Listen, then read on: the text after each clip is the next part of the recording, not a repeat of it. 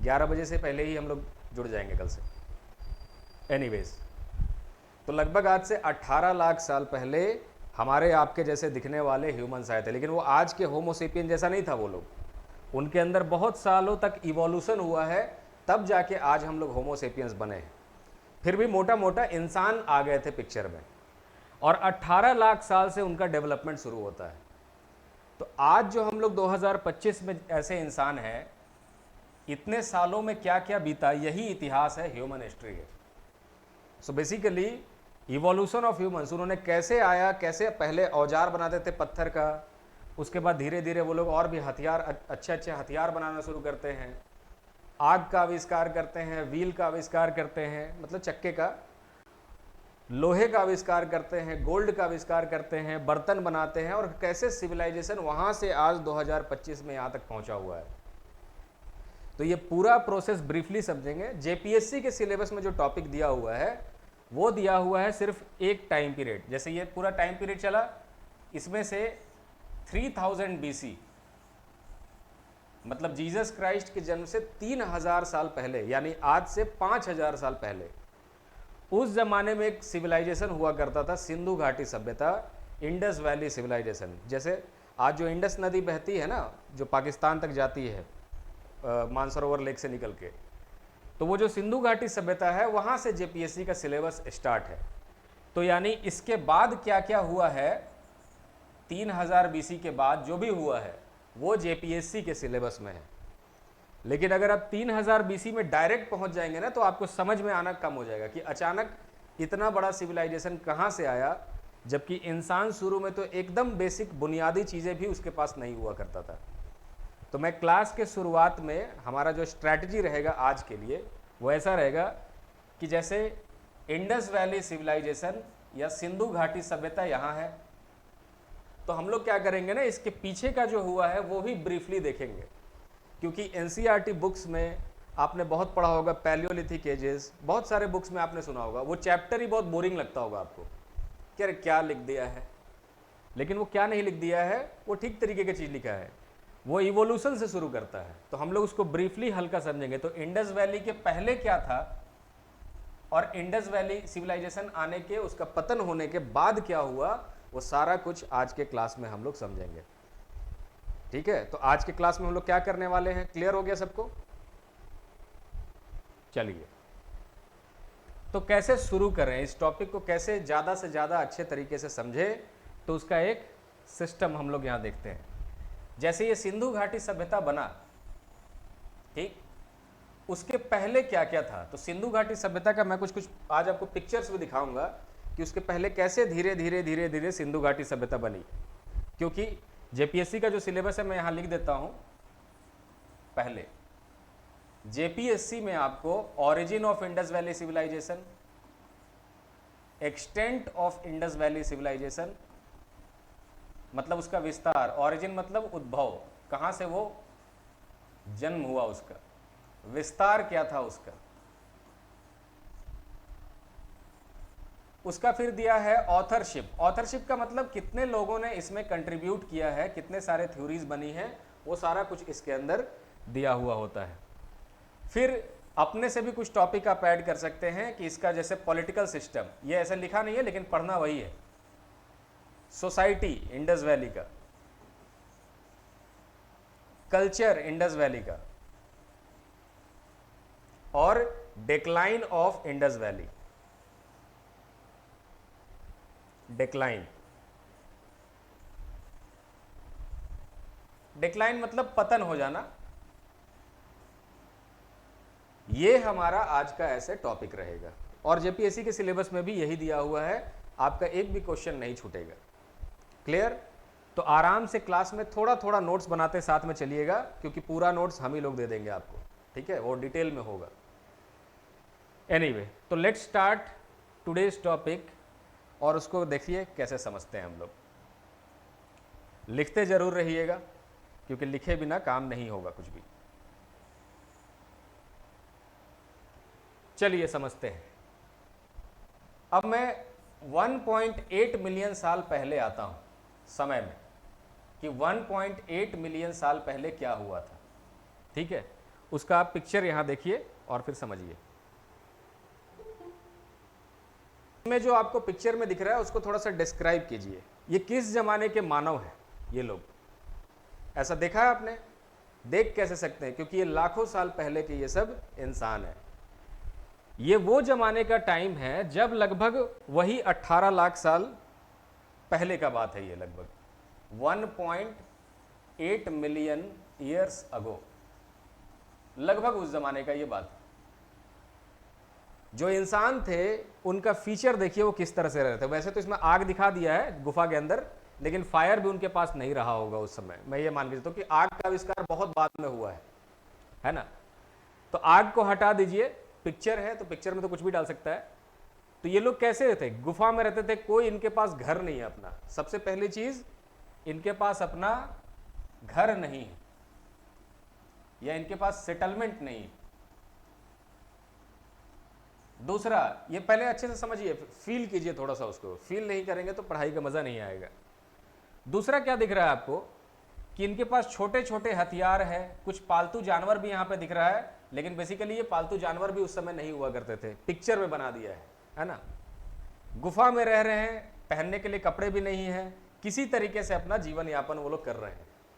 अब देखिए, ये जो ग्रुप है, इस ग्रुप का हो सकता है, ये जो यहाँ 4-5 लोग बैठे हैं ना ऐसे करके आग के सामने, आग नहीं होगा ये मान के चलिए, लेकिन ये 4-5 लोग ही इस ग्रुप का फैसला लेते होंगे, 3-4 लोग, क्योंकि ये एल्डर्स हैं इस ग्रुप में।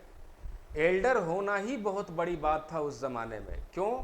क्योंकि देखिए, एक आदमी का लाइफ स्पैन अभी कितना है? अभी हम लोग एकदम स्वस्थ जीवन जिएंगे, अच्छा खाना खाते हैं, हमारे पास मेडिकल फैसिलिटी है, मतलब थोड़ा सा भी चोट लगेगा तो दवाई लग जाएगा, या तबीयत खराब होगा, कोई बीमारी होगा तो दवाई मिल जाएगा हमको। सारी सुविधा के साथ हम लोग कितने दिन जी सकते हैं? आज के पॉल्यूशन भरे समय में 70 साल, 80 साल, 85 साल, 100 साल। लेकिन ये जो जमाना है, अगर मान लीजिए छोटा सा उसको कट भी कहीं लग गया है तो हो सकता है इन्फेक्शन होगा, उसका पैर काटना पड़ सकता है, क्योंकि एक डेटॉल भी नहीं है उस जमाने में। तो अगर एक आदमी 40 साल 50 साल का हो जाए तो बहुत बड़ा अचीवमेंट हुआ करता था उस जमाने में, क्योंकि लाइफ स्पैन बहुत कम है लोगों का। तो इसीलिए अगर कोई उतने उम्र का है तो जाहिर सा बात है उसके पास एक्सपीरियंस इतना है कि वो ग्रुप का लीडर जैसा बन सकता है। तो शारीरिक बल और बुद्धि, एक्सपीरियंस, किसी भी इंसान को ग्रुप का लीडर बना सकती थी। ठीक है, तो चलिए इनमें से कोई एक मान लेते हैं ग्रुप का लीडर होगा जो सबका फैसला तय करेगा।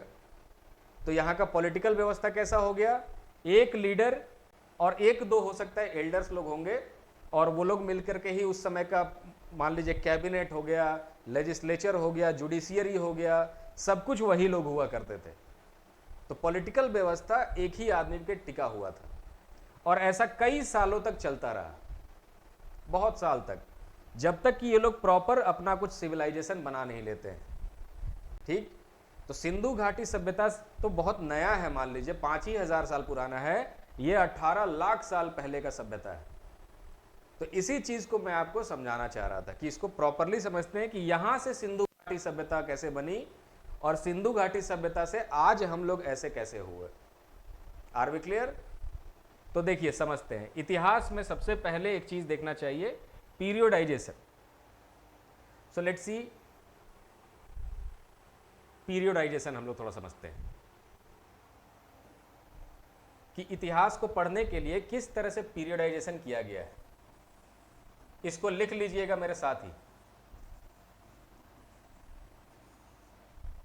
पीरियोडाइजेशन मतलब इतिहास को अलग अलग श्रेणी में, जैसे मान लीजिए कोई प्राचीन समय है तो उसका नाम एंशिएंट है, जो मध्यकालीन समय है उसका नाम मिडाइवल है, जो आधुनिक युग है उसका नाम मॉडर्न है। तो ये कैसे पीरियोडाइजेशन किया गया है, ये अपनी सुविधा के लिए, तो उसको मैं अच्छे से समझाता हूं आपको। देखिए, एक जो पीरियड है उसको हम लोग कहते हैं प्री हिस्ट्री, जो सबसे प्राचीन समय है ह्यूमन हिस्ट्री का, मतलब इंसानों का जो इतिहास है उसमें सबसे पहले का जो वक्त है उसको इतिहासकारों ने प्री हिस्ट्री नाम रखा है, मतलब प्राग ऐतिहासिक काल, जो भी स्पेलिंग होगा।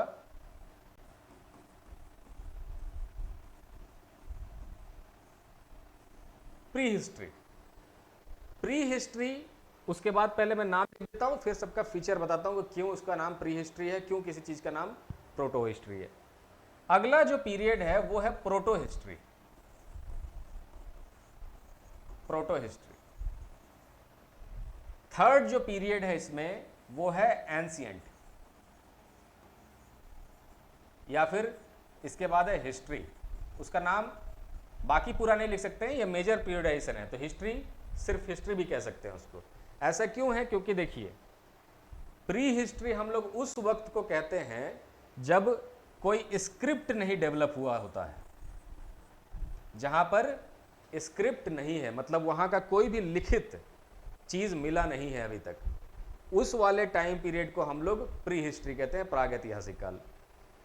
प्रोटो हिस्ट्री क्या है कि यहां पर स्क्रिप्ट तो है, मतलब स्क्रिप्ट इनका एक लिपि था, डेवलप था, वो मिल गया है, लेकिन हम लोग उसको पढ़ नहीं पाए हैं अभी तक।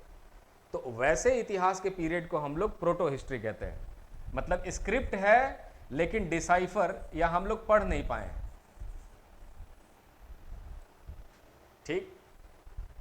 तीसरा जो इसमें पीरियड है वो है हिस्ट्री, जिसको हम लोग मतलब एंशिएंट हिस्ट्री भी कह सकते हैं या फिर सिंपल हिस्ट्री भी कह सकते हैं। यहां पर स्क्रिप्ट भी है और वो रीडेबल भी है, पढ़ा भी जा चुका है।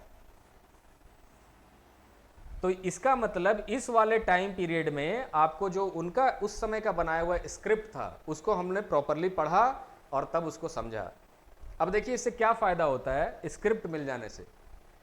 जब भी किसी का स्क्रिप्ट मिलेगा, जैसे ऋग्वेद मिल गया, ठीक, अब ऋग्वेद के जब श्लोक को उन्होंने पढ़ना शुरू किया तो वहां पे एक टर्म आया, मान लीजिए राजन, यानी उसका मतलब राजा, परिषद यानी उसका मतलब एक मंत्री परिषद जो भी उन्होंने शुरू बनाया होगा, ग्राम, गांव, अलग अलग टर्मिनोलॉजी देख करके उन्होंने उस जमाने का पॉलिटिकल हिस्ट्री एग्जैक्ट जैसा होता था वैसा बनाने का कोशिश किया।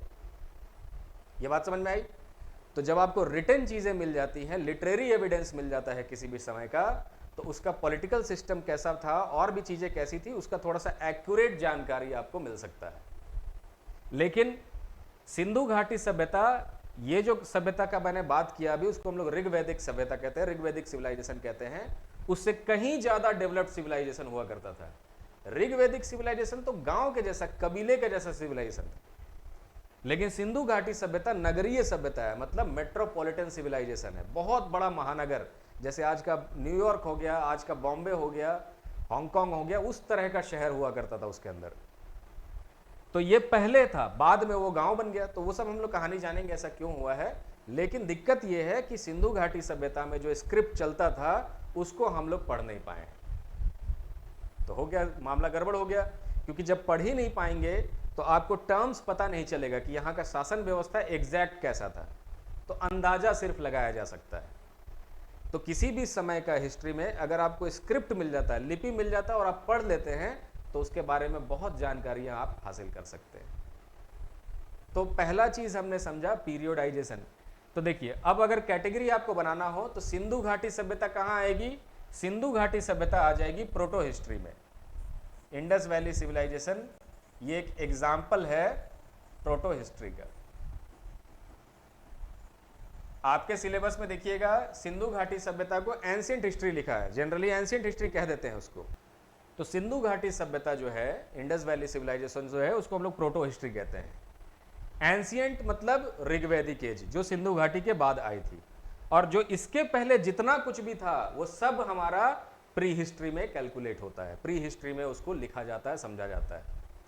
तो मैं आपको कैसे समझाने वाला हूं आज के क्लास में कि प्री हिस्ट्री कैसा हुआ करता था उस जमाने में, और वो धीरे धीरे कैसे चेंज हुआ प्रोटो हिस्ट्री में, प्रोटो हिस्ट्री से कैसे हम लोग पहुंच गए हिस्ट्री में, हिस्ट्री के जमाने में। क्लियर? बहुत आसान है समझना। तो चलिए लेट्स स्टार्ट अगेन। अब आते हैं थोड़ा सा और भी, जो नोट्स आप करते चल रहे हैं उसका नोट्स में आपको और भी थोड़ा सा एक्सटेंडेड वर्जन उसका लिखवाता हूं। पहले हमने लिखा प्री पीरियोडाइजेशन, अब ये दूसरा है। दूसरा क्या है? जो पैलियोलिथिक एजेस है। जो इंग्लिश मीडियम के बच्चे हैं वो पैलियो का स्पेलिंग पे ध्यान देंगे। पैलियो का स्पेलिंग दो तरीके से लिखा जा सकता है। पैलियोलिथिक अगर आप ऐसे भी लिखेंगे ये भी सही स्पेलिंग है और ये भी सही स्पेलिंग है, दोनों सही है, ठीक है, उसमें कोई दिक्कत नहीं है। चलिए, तो जो पैलियोलिथिक एज है ना, जो कि बेसिकली प्री हिस्ट्री के अंदर आएगा, इस एज को थोड़ा सा समझते हैं और सारे फीचर मैं आपको पिक्चर्स में दिखाता हूं। ये पैलियोलिथिक एज कितने से कितने साल तक रहा? ये पैलियोलिथिक एज लगभग वही जो मैंने बोला ना, मनुष्य जब से आए 1.8 मिलियन साल पहले से लेकर के 10,000 बीसी तक रहा। अगर एग्जैक्ट अगर आप कहना चाहेंगे तो 10,700 बीसी तक रहा। ठीक है, क्योंकि इस पीरियड में क्या हुआ था मैं आपको बताता हूं। देखिए, थोड़ा सा उसको एनवायरनमेंट के पर्सपेक्टिव से समझते हैं। आपने एक नाम सुना होगा, आइस एज, हिम युग। यस, कुछ भी पूछना है तो आराम से पूछ सकते हैं, अनम्यूट करके। करण, कुछ पूछना है तो पूछ लो। नहीं सर। चलो ठीक है, तो हाथ उठाए हुए हो, चलो आराम से। ये क्या है, लाइव क्लास है, इसमें आप जितना पूछना चाहेंगे पूछेंगे। वो सारा पोर्शन हम लोग कट एडिट करके तब अपडेट करते हैं ऐप पे। अभी तो आपके ग्रुप में ही जा रहा है क्योंकि आप लोग सब डेमो ले रहे हैं, वो फिर ऐप पे जाने लगेगा, आपका डेमो में नहीं आएगा। ठीक है, एनीवे, तो जितना मर्जी उतना पूछिए। 5 घंटा तक का आपको क्लास करना है, करिए, कोई दिक्कत नहीं है। ठीक है, आराम से एकदम बैठ के। अब देखिए, आप सब ने एक टर्म सुना होगा, आइस एज। आइस एज का हिंदी में मतलब है हिम युग। ये कैसा समय है आइस एज? आइस एज का मतलब होता है ना, जब पूरा धरती का टेम्परेचर इतना नीचे हो जाए कि वो पूरा एक बर्फ के चादर से ढक जाए। मतलब उतना ज्यादा बर्फ नहीं होगा, जैसे इक्वेटोरियल रीजन है जो बीच का रीजन है, इस रीजन में उतना ज्यादा बर्फ नहीं होगा, लेकिन हाँ बर्फ का चादर, मतलब टेम्परेचर बहुत ठंडा रहेगा और एकदम पतला सा थिन लेयर रहेगा। लेकिन जैसे ही आप ऊपर के एरिया में जाइएगा, जैसे बेसिक्स, अगर आपने ज्योग्राफी का थोड़ा सा भी बेसिक्स पढ़ा होगा या नहीं भी पढ़ा होगा तो यहां समझ सकते हैं। जैसे सूरज का रोशनी क्या होता है ना, डायरेक्ट पड़ता है बीच में, और यहां पे जो रोशनी पड़ता है ना, वो डायरेक्ट नहीं है, थोड़ा स्कैंटी है, थोड़ा सा तिरछा होकर पड़ता है। तो इन दोनों जगहों पे टेम्परेचर बहुत ठंडा रहता है, इन दोनों जगहों पे। तो यहां तो परमानेंट बर्फ होती है। जैसे अंटार्कटिक का जो महादेश है, अंटार्कटिक एक महादेश है, यहां परमानेंट बर्फ जमा रहता है। आर्कटिक जो है वो समुंदर है, देश नहीं है, कंट्री नहीं है, तो समुंदर भी वो बर्फ से जमा रहता है। तो दोनों साइड को हम लोग पोल कहते हैं धरती का। तो पोलर रीजन हमेशा बर्फ से जमा हुआ। जैसे जैसे आप नीचे आइएगा तो टेम्परेचर थोड़ा सा बढ़ना शुरू हो जाएगा। जब इक्वेटर में आएंगे तो क्योंकि सनलाइट डायरेक्ट मिल रहा है, तो इक्वेटर में सबसे ज्यादा टेम्परेचर होता है। इक्वेटर और आसपास के ट्रॉपिकल रीजन, जिसमें भारत भी पड़ता है, हम लोग भी रहते हैं। ठीक है, और कर्क रेखा तो इनफैक्ट रांची से ही गुजरती है, रांची या रामगढ़ से गुजरती होगी। मैं बाहर कहीं देखा था बोर्ड लगा हुआ, कर्क रेखा गुजर रही है यहाँ से। तो ये जो चीजें हैं, इसके वजह से क्या होता है, तो टेम्परेचर देखिए, जब अभी जो धरती का टेम्परेचर आप निकालेंगे, मतलब सारे जगहों का एवरेज कर देंगे टेम्परेचर का, मतलब जोड़ देंगे। जैसे यहाँ का टेम्परेचर माइनस में होगा, -50, इधर का टेम्परेचर होगा -10, इधर का टेम्परेचर होगा मान लीजिए 20। ऐसे करके जब पूरा टेम्परेचर जब जोड़ देंगे तो धरती का एक एवरेज टेम्परेचर निकल के आता है। एवरेज टेम्परेचर अभी 15 डिग्री है। तो अगर ये 15 डिग्री से घट जाए एवरेज टेम्परेचर, 8 डिग्री, 7 डिग्री या 2 डिग्री हो जाए, तो उसको हम लोग आइस एज कहते हैं। आइस एज का मतलब जब सब तरफ थोड़ा सा बर्फ का चादर ढका हो।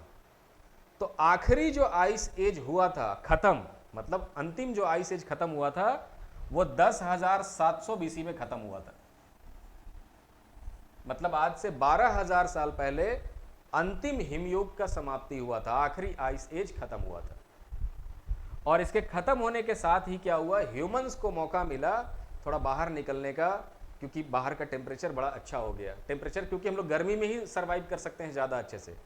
इंटेंस विंटर हो जाएगा तो हमारा स्किन उस तरह का डेवलप नहीं है कि बहुत कम तापमान को झेल पाएगा, तुरंत मर जाएंगे, कपड़ा मोटा पहनना पड़ेगा। तो जो आइस एज हुआ करता तो इंसान गुफाओं में रहता था उस समय, और बाहर जो जानवर जो ज़्यादा अच्छे से सर्वाइव कर सकते थे उनका डोमिनेंस हुआ करता था, वो दबदबा रखते थे। और जैसे ही आइस एज खत्म हुआ तो क्योंकि इंसान के पास बुद्धि था, दिमाग था, तो धीरे धीरे वो बाहर आया, उसने ऐसा ऐसा हथियार बना लिया कि वो जानवर को भी मार सकता था।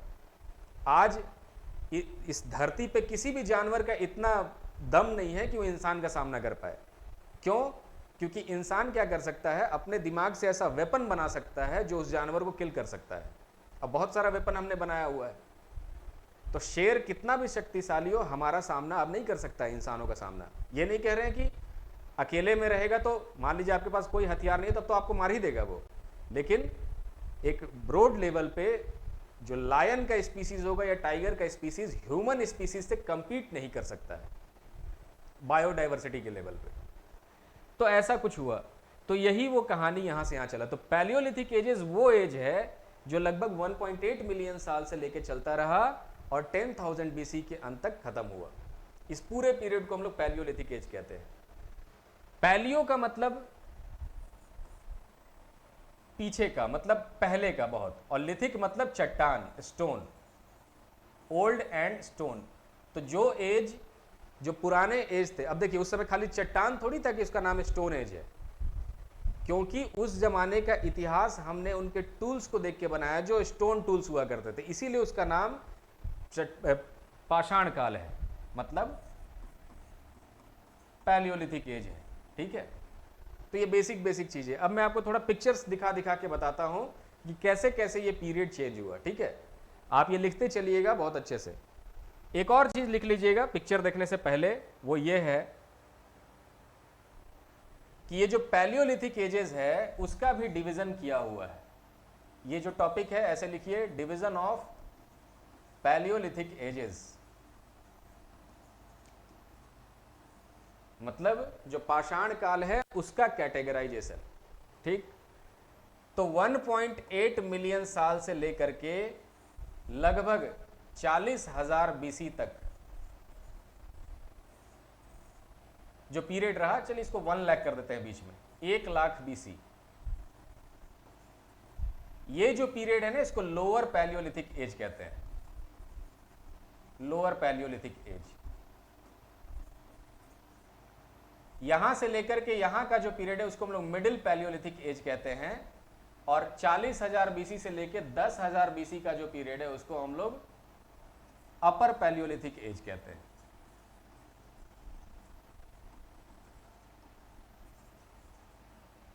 ये 3 तरीके से पैलियोलिथिक पाषाण युग को भी कैटेगराइज किया गया है। कैसे कैटेगराइज किया है? क्योंकि इस समय का, इस पूरे समय का इतिहास लिखा गया है जो उनके टूल्स मिलते थे उसके बेसिस पे। टूल्स बनाते थे वो लोग पत्थर से, चट्टान से। तो कभी ये जो पीरियड है ना, इसमें जो टूल्स मिला, मान लीजिए वो ऐसा टूल्स है, मैं आपको आगे टूल्स दिखाता हूं, लेकिन याद रखिएगा ये चीज अभी। जैसे मान लीजिए पत्थर का टूल्स बनाया है, तो जो सबसे पहले जो बना हुआ टूल्स है ना वो उतना इफेक्टिव नहीं है, मतलब उसको जैसे तैसे करके बनाया गया है। यानी इंसान का जो इंटेलेक्चुअल लेवल इस जमाने में हुआ करता था, बुद्धिमत्ता का लेवल इस जमाने में हुआ करता था, वो यहां से थोड़ा कम होता था। इसीलिए उन लोगों ने जो टूल्स बनाया है वो थोड़ा सा आउटडेटेड है, बहुत प्रिमाइटिव टूल्स है वो, शुरुआती जमाने के। जैसे ही थोड़ा सा इतिहासकारों ने और भी खुदाई किया, और खुदाई कहाँ किया, जैसे पाकिस्तान का रीजन है मान लीजिए, और उत्तराखंड का रीजन, जो ऊपर कश्मीर का रीजन है ना, वहाँ एक सोन वैली है, सोहन रिवर उधर बहता है, सोन कहते हैं उसको। तो ये जो सोन वैली है ना, उसमें लगभग इस जमाने का हम लोग को टूल्स मिला हुआ है। तो एक ही जगह पे कई वेराइटी का टूल्स है। कोई टूल्स जो है बड़ा सा है, मतलब ये खराब सा बना हुआ टूल्स है, मतलब जैसे तैसे बनाया गया टूल्स है। लेकिन कुछ टूल्स ऐसा है जो बड़ा सिस्टम से बनाया गया, जैसे उसके अंदर एक अच्छा सा ग्रूव काट दिया है और उसको जो है ना थोड़ा सा बांधा जा सकता है भाले के ऊपर, मतलब टूल्स का इफेक्टिविटी बढ़ा। तो जाहिर सा बात है कि ये पहले बना होगा और ये पत्थर का टूल्स बाद में बना होगा। तो इसीलिए जो कैटेगराइजेशन किया गया है ना, लोअर पैलियोलिथिक एजेस में कोर्स टूल बनता था। कोर्स टूल का मतलब थोड़ा सा रगेड स्टाइल का, उतना फिनिशिंग नहीं है वैसा टूल। और इस जमाने का जो टूल बना वो थोड़ा सा सिस्टमेटिक, थोड़ा सा पॉलिश किया गया, थोड़ा सा शार्प बनाया गया, इफेक्टिव बनाया गया। और जब आगे जाएंगे तो यही टूल और भी छोटा हो गया, अब उसको तीर से भी चलाया जा सकता है ना। और थोड़ा सा और आगे चले जाएंगे तो उस पीरियड को हम लोग मेसोलिथिक पीरियड कहते हैं, मतलब 10,000 से लेकर के 7,000 बीसी तक के पीरियड को हम लोग मेसोलिथिक एज कहते हैं। इस जमाने में जो टूल्स होता था एकदम छोटा छोटा, मतलब 10 mm के बराबर, उसको माइक्रोलिथ कहते हैं।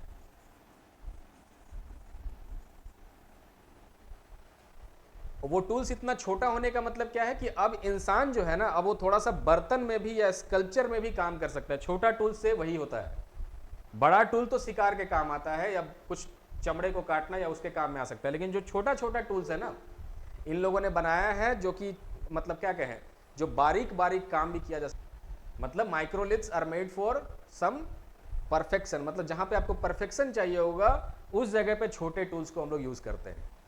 इसी पीरियड में और आगे बढ़ा तो टूल्स का जरूरत नहीं पड़ा, क्योंकि 7000 बीसी के बाद उन्होंने एग्रीकल्चर शुरू कर दिया था। चलिए उस पे आएंगे, आपको पिक्चर देख के मैं समझाता हूं। तो ये जो कैटेगराइजेशन है ना, बस यही लिखा होता है पहले वाले चैप्टर में, साइंस के बोल रहा हूं, हिस्ट्री के चैप्टर में। पैलियोलिथिक एज, पाषाण काल, उसको 3 तरीके से डिवाइड किया है। समय क्या है, लगभग 18 लाख से लेकर के 10,000 साल पहले तक। ये तो 12,000 साल हो गया क्योंकि बीसी लिखा है आगे, 10,000 बीसी, तो 2000 साल अभी का भी ऐड होगा। तो 18 लाख से लेकर 10,000 बीसी तक के जो पीरियड है उसको हम लोग कहते हैं पैलियोलिथिक एजेस।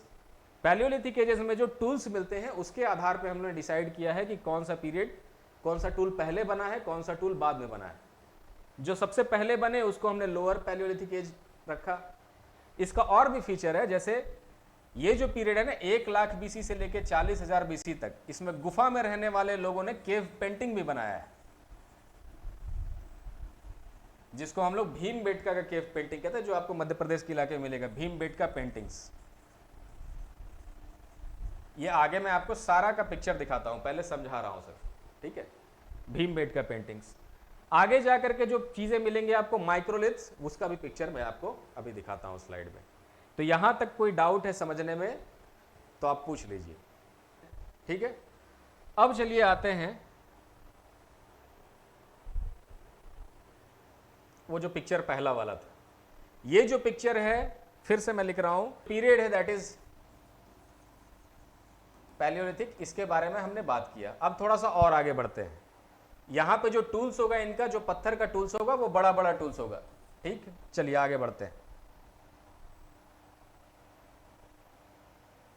अब देखिए, ये है मेसोलिथिक एज, ये है, दिस पीरियड इज मेसोलिथिक, मतलब इसका टाइम पीरियड अगर लिखा जाए,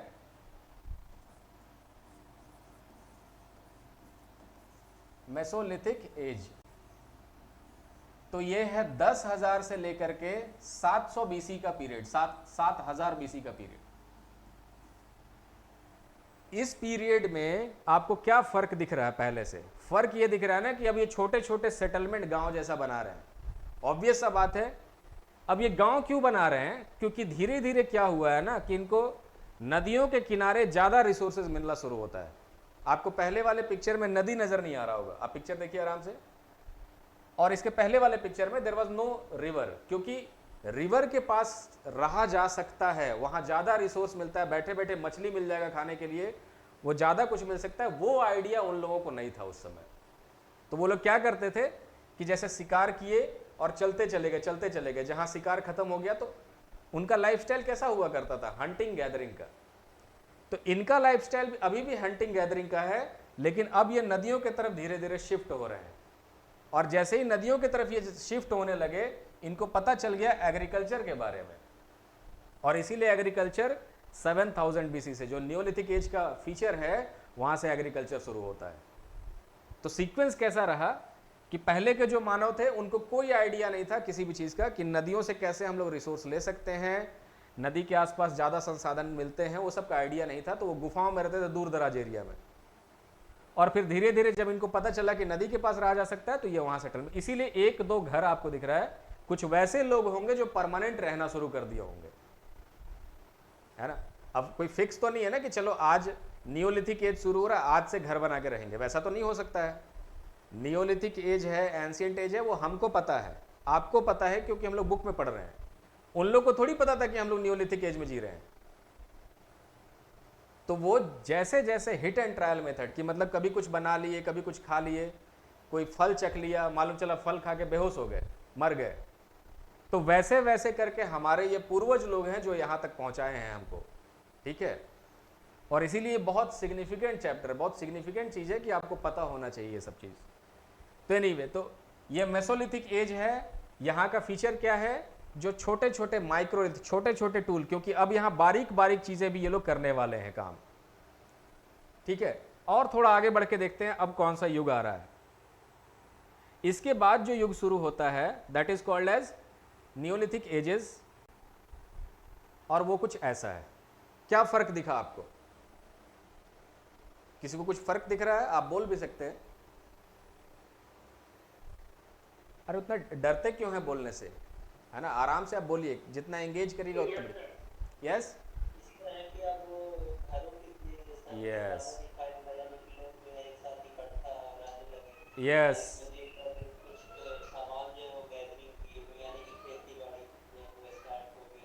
चलो एक क्वेश्चन मैं यहां पूछता हूं, ठीक है, आराम से, कि ऐसा कैसे हो गया? अब ये लोग कौन ऐसा है जो दिमाग लगा के सोचिए। सबसे पहले इसके ऊपर दिमाग क्या लगाना है, सोचना है कि ऐसा क्या हो गया कि अब ये लोग घर बना के रहना शुरू कर दिए। पहले नहीं रह रहे थे। पहले क्या होता था कि मान लीजिए नदी भी है ना, तो यहाँ के एरिया में मान लीजिए रिसोर्स खत्म हो गया, जैसे जानवर खत्म हो गया, मछली कम मिलने लगा, तो वहां से उठे और दूसरे जगह चले गए। लेकिन यहाँ वैसा नहीं कर रहे। अब यहाँ पे धीरे धीरे वो गाँव के जैसा बनने लगा है। अब ये लोग को इधर उधर मूव करने की जरूरत नहीं है। ऐसा क्यों है?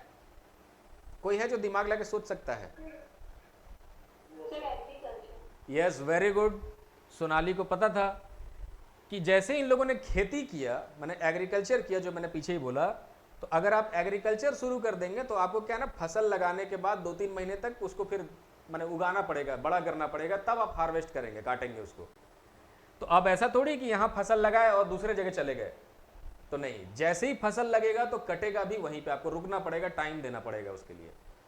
सो दैट इज वाई जैसे ही एग्रीकल्चर इन लोगों ने सीखा ना, वैसे ही इनका लाइफ सेटल्ड लाइफस्टाइल हो गया। तो आपके लिए इतिहास में मैं पहला फॉर्मूला, अभी तक मैंने आपको फॉर्मूला नहीं बताया था, पहला फॉर्मूला सीख लीजिए। टोटल 2-3 फॉर्मूला है जो एकदम आपको पता होना चाहिए अच्छे से, ठीक है। पहला फॉर्मूला क्या है इतिहास का? लिख लीजिए, T = S। दिस इज है फॉर्मूला नंबर 1। T = S का मतलब, हिंदी में भी जो हिंदी मीडियम के स्टूडेंट है वो भी ऐसे ही लिखेंगे, T = S। ये T का मतलब होता है ट्रांसफॉर्मेशन, बदलाव, और S का मतलब होता है सबसिस्टेंस। सबसिस्टेंस, ये दोनों पहले लिखिए, फिर मैं बताता हूं। यस, कोई कुछ कह रहा है? चैट में मत कहिए, आप डायरेक्ट हमसे बात कीजिए, क्योंकि चैट हमको बार बार पढ़ने में दिक्कत होगा। प्राकृतिक संपदा की खोज भी तो कह सकते हैं सर, बिल्कुल कह सकते हैं। नेचुरल रिसोर्स मतलब प्राकृतिक संपदा ही हो गया ना, वही तो हम कह रहे हैं। मतलब हमने इंग्लिश में कह दिया, आपने उसको हिंदी में कहा। वेरी गुड, आराम से। यस, T = S का मतलब, देखिए, ट्रांसफॉर्मेशन का मतलब होता है बदलाव, और सबसिस्टेंस का मतलब होता है जीवन यापन करने का तरीका। जब भी आपके जीवन यापन करने के तरीके में बदलाव होगा तो आपका पूरा सिविलाइजेशन ट्रांसफॉर्म हो जाएगा। एग्जाम्पल, म्यूट कर लीजिए, म्यूट। यस, म्यूट करना भूल मत जाइए, हल्ला होगा फिर सबको डिस्टर्ब होगा। एनीवे, तो मैंने क्या बताया आपको कि जब भी किसी के जीवन यापन करने के तरीके में सबसिस्टेंस का तरीका बदलेगा ना, तो आपका पूरा एग्जिस्टिंग सिविलाइजेशन ट्रांसफॉर्म हो जाता है। और उसका एग्जाम्पल ये है कि जैसे मान लीजिए अभी आप स्टूडेंट हैं, ठीक है, अभी आप एग्जाम दे रहे हैं, एग्जाम में परेशान हैं। अभी जो आपका एग्जिस्टिंग जो सिस्टम है, एग्जिस्टिंग मतलब आप बहुत कुछ नहीं कर पाएंगे अपने चाह करके भी, ठीक है। लेकिन जैसे ही आपको जॉब लग जाता है, मतलब जॉब, गवर्नमेंट सर्विस, और जॉब के बाद आपका सैलरी आना शुरू होता है, तो अब आपका लाइफ थोड़ा सा ट्रांसफॉर्म हो जाएगा। अब जो जो पहले आप नहीं कर पा रहे थे वो कर लीजिएगा, अपने मर्जी के मालिक हो जाइएगा। तो वैसे ही अगर सिविलाइजेशन एक ब्रॉड लेवल पे, पहले क्या था, पहले जो था उनका लाइफ, यहां पे देखते हैं, इनिशियली उनका लाइफ कैसा था। ये क्या आपको एग्रीकल्चर करते हुए दिख रहे हैं? नहीं, तो इनका जीवन यापन करने का तरीका था हंटिंग गैदरिंग। मतलब वो मैं लिख दूंगा आगे। इनिशियली उनका जीवन यापन करने का तरीका था शिकार करो और रिसोर्स को ढूंढो, हंट करो और गैदर करो। तो उनका सिविलाइजेशन कैसा था? नोमैडिक, घुमंतु प्रजाति हुआ करते थे। लेकिन जैसे ही उन्होंने एग्रीकल्चर डेवलप किया तो अब उनका सिविलाइजेशन कैसा हो गया? Settled civilisation. अब वो रुक गए। जैसे आज हम लोग सेटल्ड है ना, घूमते फिरते तो रहते नहीं, जॉब के लिए ट्रांसफर की वजह से घूमते हैं, लेकिन अदरवाइज वी आर सेटल्ड। तो ये कैसे शुरुआत हुआ? एग्रीकल्चर के वजह से। ठीक, तो ये था पहला फॉर्मूला। और उसको आप ऐसे लिखेंगे कि फर्क क्या है दोनों के बीच में, कि देखिए डिफरेंस मैं यहां लिख रहा हूं सिर्फ, पैलियोलिथिक एजेस और न्यूलिथिक एजेस का डिफरेंस। मेसोलिथिक में कोई फर्क नहीं, कोई ट्रांजिशन पीरियड है दोनों के बीच का। यहां पे उनका ऑक्यूपेशन क्या है? ऑक्यूपेशन का मतलब होता है वही जीवन यापन करने का तरीका। ऑक्यूपेशन का तरीका है हंटिंग एंड गैदरिंग, शिकार और सामग्री एकत्रित करना। ठीक, दूसरा जो तरीका है वो है, दूसरा जो पीरियड है वो है न्यूलिथिक एज। उसमें ऑक्यूपेशन क्या हो गया है? एग्रीकल्चर। ठीक, अब उनका लाइफस्टाइल कैसा है? इनका जो लाइफस्टाइल है वो थोड़ा सा नोमैडिक है। नोमैडिक किस्म का मतलब घुमंतु प्रजाति हुआ करते हैं ये लोग। इनका लाइफस्टाइल कैसा है? सेटल्ड लाइफस्टाइल है, क्योंकि एग्रीकल्चर के लिए आपको सेटलमेंट का जरूरत पड़ता है, आपको रुकना पड़ता है, खेत को तैयार करना पड़ता है, उसमें फसल लगता है, फिर आप उस फसल को काटते हैं। चलिए, ये बात सबको क्लियर है? अब मैं थोड़ा सा और डिटेल में जाता हूं इसी वाले पीरियड में, न्यूलिथिक वाले पीरियड में। ठीक है, चलिए न्यूलिथिक का ये लिखा आप लोगों ने, चलिए आगे बढ़ते हैं।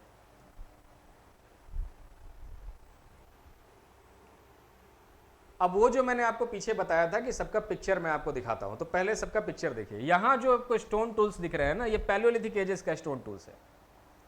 ये सारे पैलियोलिथिक एजेस के स्टोन टूल्स हैं। और इस पीरियड का नाम ही पैलियोलिथिक क्यों है? क्योंकि आज के इतिहासकारों ने इस समय का जो इतिहास बनाया है वो इन टूल्स के बेसिस पे, कि टूल्स यूज कर रहे थे वो लोग, जो भी मानव उस समय रहा करते थे, दे वर यूजिंग स्टोन टूल्स, इसीलिए उसका नाम पैलियोलिथिक एज है। तो आप देखिए शुरुआत का जो टूल्स बना है उसका शेप कैसा है। वो कोई बहुत अच्छे से प्रिपेयर किया हुआ टूल्स नहीं है, जैसा तैसा नुकीला, मतलब क्योंकि टूल्स को भी तो बनाने के लिए टूल्स चाहिए ना। तो वो कैसे? पत्थर से, दो पत्थर को मार के तोड़ दिए, जो भी नुकीला पार्ट निकला उससे शिकार कर लिए। So in lower Palaeolithic ages and middle Palaeolithic age their tools are not so very very sophisticated, मतलब उनका टूल्स जो है ना बहुत ज्यादा सोफिस्टिकेटेड या ये इफेक्टिव नहीं है, एफिशिएंट नहीं है। ठीक है, चलिए आगे देखते हैं। आगे भी कुछ पिक्चर है हमारे पास आपके लिए। अब ये देखिए इंडिया में कितने सारे पैलियोलिथिक साइट्स हैं। इसका नोट्स नहीं बनाना है, ये सब मैं आपको बस दिखाने के लिए लाया हूं कि भारत में पिछले 18 लाख साल से लेकर के 10,000 बीसी के बीच में जो भी पैलियोलिथिक साइट्स है वो ये सब है। मतलब आज इन जगहों पे खुदाई में हमको स्टोन टूल्स मिला हुआ है। तो ऐसा बहुत सारा साइट है, पहलगाम, संघाव, ये सारे जो है मेसोलिथिक। अब देखिए एक साइट जो है ना, जैसे मान लीजिए पहलगाम है या संघाव है, तो अगर वो लोअर पैलियोलिथिक है तो वो मेसोलिथिक साइट है, क्योंकि हो सकता है एक ही जगह पे अलग अलग टाइम पीरियड में बहुत लोग रह रहे हो। आपको क्या पता है कि ये रांची में 1 लाख साल पहले जिस जगह पे आपका घर है वहां कौन रहता था, या 30 लाख साल पहले कौन रहता था? किसको पता है? यहां जहां से हम लोग क्लास ले रहे हैं, जहां आपका घर है, वहां पहले कौन रहता था वो तो किसी को नहीं पता होता है ना। बहुत ज्यादा खुदाई करेंगे तब कुछ मिल सकता है। तो ये सारे साइट जो है ना, एक ही साइट के ऊपर दूसरा साइट, तीसरा साइट, चौथा साइट ऐसे बना होता है अलग अलग टाइम पीरियड में। तो एक इंडिया में साइट होगा तो पैलियोलिथिक भी है, मेसोलिथिक भी है, नियोलिथिक भी है, ऐसा भी है। ठीक है, तो देखिए कितने सारे साइट है। वो मिर्जापुर जो वेब सीरीज आया था उसका भी वहाँ है, मतलब ईस्टर्न यूपी का एरिया। ईस्टर्न यूपी का एरिया इतना ज़बरदस्त एरिया है कि वहाँ पर आपको न्यूलिथिक एजेस में भी साइट मिलेगा, और धीरे धीरे महाजनपद का इलाका, मैंने सबसे ज़्यादा ग्रोथ इसी इलाके में आपको देखने को मिलेगा। ये जो ईस्टर्न यूपी बिहार का इलाका है ना, हर जनरेशन में वहाँ पे साइट है। तो चलिए ये सारे साइट हो गए अलग अलग। यहां तक कोई डाउट है? तो चलिए कुछ नहीं, आगे बढ़ते हैं। आगे क्या है आपके लिए मैप में?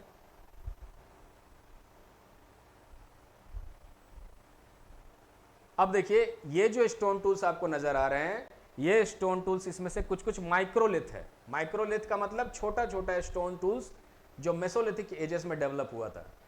इनसे वो लोग फिनिशिंग का काम करते हैं। फिनिशिंग मतलब किसी बर्तन पे काम करना या एनग्रेविंग करना। जैसे पत्थर है तो पत्थर पे एनग्रेविंग करके कुछ लिखना, कुछ ड्राइंग करना, उन सब चीज़ों के लिए यहाँ पे टूल्स है। तो इसीलिए इस एज में पेंटिंग्स बनाना, एनग्रेविंग करना, वो सब आपको नजर आएगा, क्योंकि ये सोफिस्टिकेटेड काम है। तो सोफिस्टिकेटेड काम करने में टूल्स लगेगा सोफिस्टिकेटेड। जैसे मान लीजिए हार्ट का सर्जरी करना है, तो उसके लिए क्या पूरा तलवार लेके आएंगे? नहीं, सोफिस्टिकेटेड टूल लगेगा, एकदम छोटा छोटा।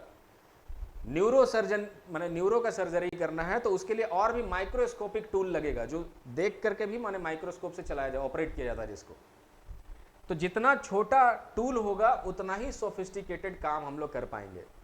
तो टूल्स को देख के ही ये पता चल जाता है कि इतिहास में ये लोग पहले आए थे और ये लोग बाद में आए है ना। चलिए और देखते हैं क्या है।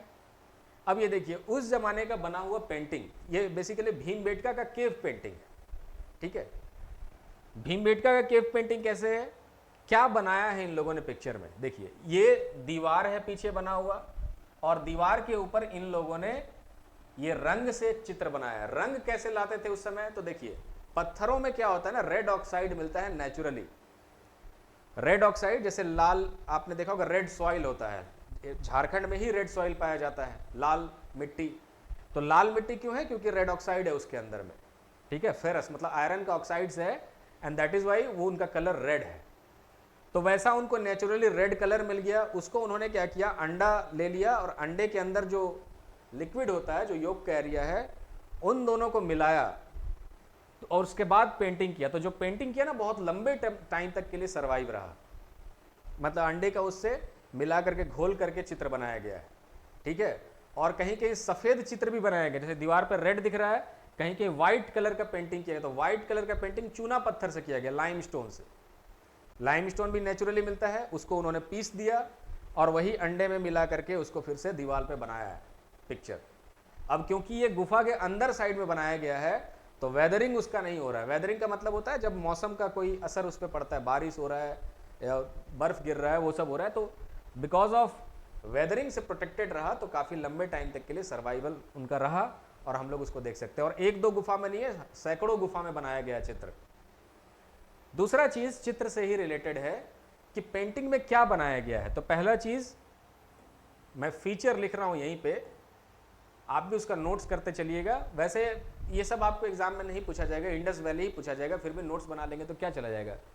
फीचर मैं लिख रहा हूं छोटा छोटा, कि फीचर क्या है इन पेंटिंग का।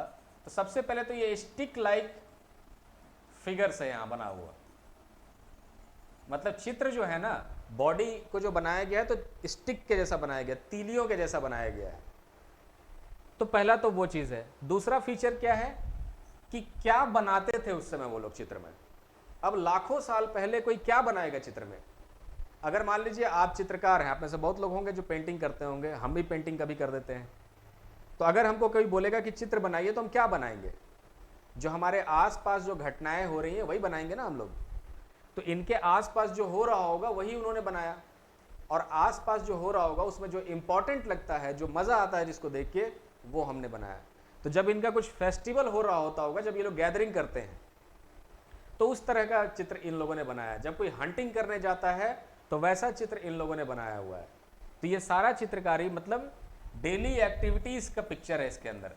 डेली एक्टिविटीज, कोई सेरेमनी होता है उसका पिक्चर है, प्रेगनेंसी का पिक्चर है, हंटिंग का पिक्चर है, और हॉर्स राइडिंग का पिक्चर है। इस तरह का हॉर्स राइडिंग नहीं, कोई दूसरा जानवर पे चलना, हॉर्स भी हो सकता है।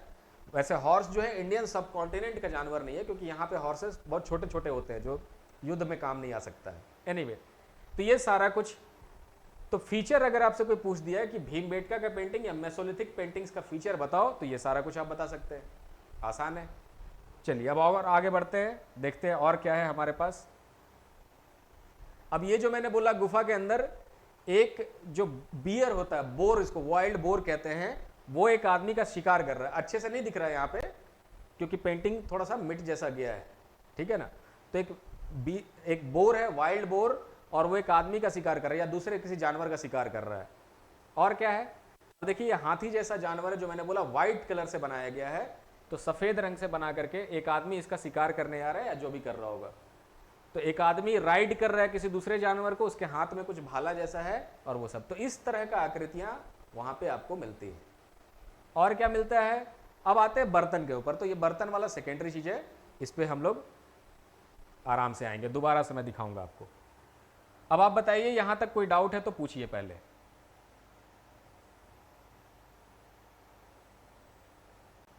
जल्दी से पूछिए।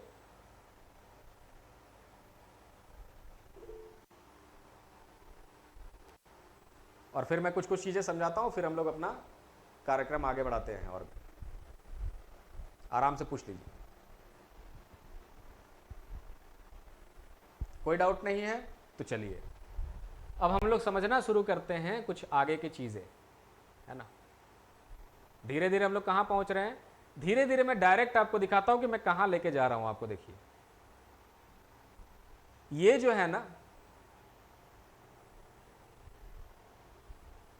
ये सिंधु घाटी सभ्यता है, ठीक। कल मैं एक और पिक्चर आपको दिखा दूंगा बाद में एआई से बना करके कि कैसा दिखता होगा सिंधु घाटी सभ्यता। ये इंडस वैली सिविलाइजेशन है, कैसा लग रहा है आपको बताइए। ये सिविलाइजेशन आज से 5000 साल पहले बनाया गया था। क्या ये गांव के जैसा या ट्राइबल सिविलाइजेशन है या मेट्रोपॉलिटन शहर है उस समय का? तो जवाब ये रहेगा कि ये मेट्रोपॉलिटन शहर है, छोटा मोटा सिविलाइजेशन नहीं है। इंडस वैली सिविलाइजेशन वो सिविलाइजेशन है जो 12 लाख स्क्वायर किलोमीटर में फैला हुआ था। आज हिंदुस्तान का पूरा एरिया लगभग 32 लाख स्क्वायर किलोमीटर है, 32 लाख स्क्वायर किलोमीटर। और सिंधु घाटी का सभ्यता 12 लाख स्क्वायर किलोमीटर में फैला हुआ था। मतलब पूरा वो नॉर्थ वेस्ट का जो फ्रंटियर का एरिया है, पूरा एरिया। तो आप कल्पना कर सकते हैं कि 5000 साल पहले कोई 12 लाख स्क्वायर किलोमीटर में फैला हुआ एरिया, उसके बारे में हम लोग बात कर रहे हैं। तो यहां तक ये कैसे बना और फिर ये मिट के कहां खत्म हो गया, वही सबसे बड़ा रहस्य बना हुआ है, मिस्ट्री वही है। तो मैं आपको कुछ कुछ थ्योरी के हिसाब से बस समझाना चाह रहा हूं कि कैसे धीरे धीरे वो लोगों ने इतना बड़ा सिविलाइजेशन बनाया और ये कैसे मिट के पूरा खत्म हो गया। ये सिविलाइजेशन कंटिन्यू नहीं है, हिंदुस्तान में वैदिक सिविलाइजेशन कंटिन्यू हुआ है। हम लोग जो है ना, हमारे एंसेस्टर वैदिक सिविलाइजेशन से आगे बढ़े हैं, इंडस वैली से आगे नहीं बढ़ पाए। इंडस वैली रुक गया, वहीं डिसकंटिन्यू हो गया। फिर एक नया सिविलाइजेशन आया और वहां से हम लोग का रूट्स जुड़ा हुआ है सबका, ठीक है। तो चलिए यहीं तक हम लोग पीछे से पहुंच रहे हैं। तो अब क्योंकि आपको डाउट नहीं है तो मैं अब तक हमने क्या सीखा उसको थोड़ा सा मैं यहीं पे समराइज, यहीं लिख देता हूं साइड में कहीं पे, और फिर आगे बढ़ते हैं। अब तक जो हमने सीखा है वो कुछ ऐसा है। देखिए मैंने क्या बोला कि एक लाइन है, ये समय का रेखा है, सीधा नहीं बनाएंगे, छोटा एरिया बना रहे हैं। समय का रेखा लगभग 1.8 मिलियन साल पहले ये जो होमिनिड्स, जो हम लोग इंसान के जैसा दिखने वाले लोग यहाँ पे इवॉल्व होकर के आए, उन लोगों ने अपना जर्नी शुरू किया। तो हम लोगों को उनका इतिहास कैसे पता चला? क्योंकि वो लोग उस समय स्टोन टूल्स यूज करते थे जो आज हम लोग को मिला है खुदाई में, आर्कियोलॉजी में। तो यहां से लेकर के जब तक वो आइस एज खत्म नहीं हो गया, क्योंकि जो आखिरी आइस एज है वो लगभग 2.5 मिलियन साल से शुरू हुआ था, 2.8 मिलियन साल प्रिसाइजली, वहां से शुरू होकर के 10,007 BC तक रहा। मतलब प्लिस्टोसीन उसको कहते हैं और होलोसीन इसको कहते हैं, ठीक है ना। नाम भी लिख सकते हैं आप। होलोसीन का मतलब होता है ऐसा युग जिसमें मानवों का दबदबा शुरू होता है, होलोसीन। प्लिस्टोसीन मतलब जो पाषाण टाइप का युग है उसको कहते हैं। अलग अलग कैटेगरीज में बांटा हुआ है, आप डिटेल में जाके पढ़ सकते हैं। तो यहां से यहां तक जो एजेस रहा वो पैलियोलिथिक एजेस रहा। फिर हमने क्या सीखा कि कुछ समय तक ट्रांजिशन फेज रहा, मतलब यहां हो गया 10,000 BC और यहां हो गया 7,000 BC। मतलब इसमें से क्या होगा ना, कुछ लोगों को एग्रीकल्चर समझ में आने लगा, कुछ लोगों को नदियों के किनारे चले गए, कुछ लोग अलग अलग एक्टिविटीज में लग गए। तो डाइवर्स एक्टिविटी शुरू हुआ वो हिमयुग खत्म होने के बाद। और इसीलिए उसको हम लोग कहते हैं मेसोलिथिक एज। और फिर क्या शुरू हुआ, एक ब्रेक थ्रू मिला 7000 बीसी में एग्रीकल्चर, और एग्रीकल्चर के बाद का कहानी ये है इंडस वैली तक। तो अब हम लोग 7000 बीसी ऑनवर्ड्स का कहानी स्टार्ट करने वाले हैं, ठीक है। तो वही मैं कह रहा था, और यहां तक किसी को कोई डाउट नहीं, तो चलिए हम लोग आगे बढ़ते हैं। अब ये कहानी 7000 बीसी से आगे बढ़ता है, ठीक। कैसे बढ़ता है उसको देखते हैं। चलिए धीरे धीरे मैं थोड़ा सा कहानी के फॉर्म में आपको समझाते चल रहा हूं। 7000 बीसी से ये कहानी आगे बढ़ा। अब देखिए एग्रीकल्चर कैसे शुरू हुआ होगा, मतलब वो लोग जो हैं एग्रीकल्चर कैसे शुरू कर सकते हैं, ये मैं जानना चाहता हूं। किसी को कोई आइडिया है तो बोल सकता है, नहीं तो हम ही बोलेंगे फिर। देखिए मेरे हिसाब से, मेरा अपना थ्योरी, मैंने सोचा इस पे कि कैसे शुरू किया होगा एग्रीकल्चर। तो जैसे मान लीजिए कोई आदमी जा रहा है, उसको नदी के किनारे ऐसी कोई घास दिखा, और ये लोग क्योंकि कई तरह का घास उसको इकट्ठा करते रहते थे, तो अगर मान लीजिए नदी किनारे कहीं, क्योंकि एलुवियल सॉइल होता है नदी के किनारे, है ना, तो उसमें कुछ घास मिला, घास को मान लीजिए इन लोगों ने खा के देखा तो थोड़ा सा लगा ना कि ये एडिबल, मतलब खाया जा सकता है इसको। तो वो घास कौन सा घास था उस जमाने का, उसको हम लोग कहते हैं एमर व्हीट, गेहूं, einkorn wheat, EINKORN wheat. ये कौन सी प्रजाति है गेहूं की, ये दोनों, ये वो प्रजाति है गेहूं का जो जंगल में उगता है, मतलब उस जमाने में वाइल्ड वैरायटी है ये सब गेहूं का। तो इन्हीं का पहले, सबसे पहले उन लोगों ने खेती किया था। तो जब गेहूं मान लीजिए कोई खा के देखेगा तो गेहूं का दाना कैसा लगेगा, उसको लगेगा कि खा सकते हैं, इसको खाया जा सकता है, लेकिन कुछ समझ में नहीं आ रहा कैसे। और आग का आविष्कार हो ही चुका है 7000 बीसी में, आग भी है उनके पास, व्हील भी है, और भी कुछ कुछ साधन है उनके पास।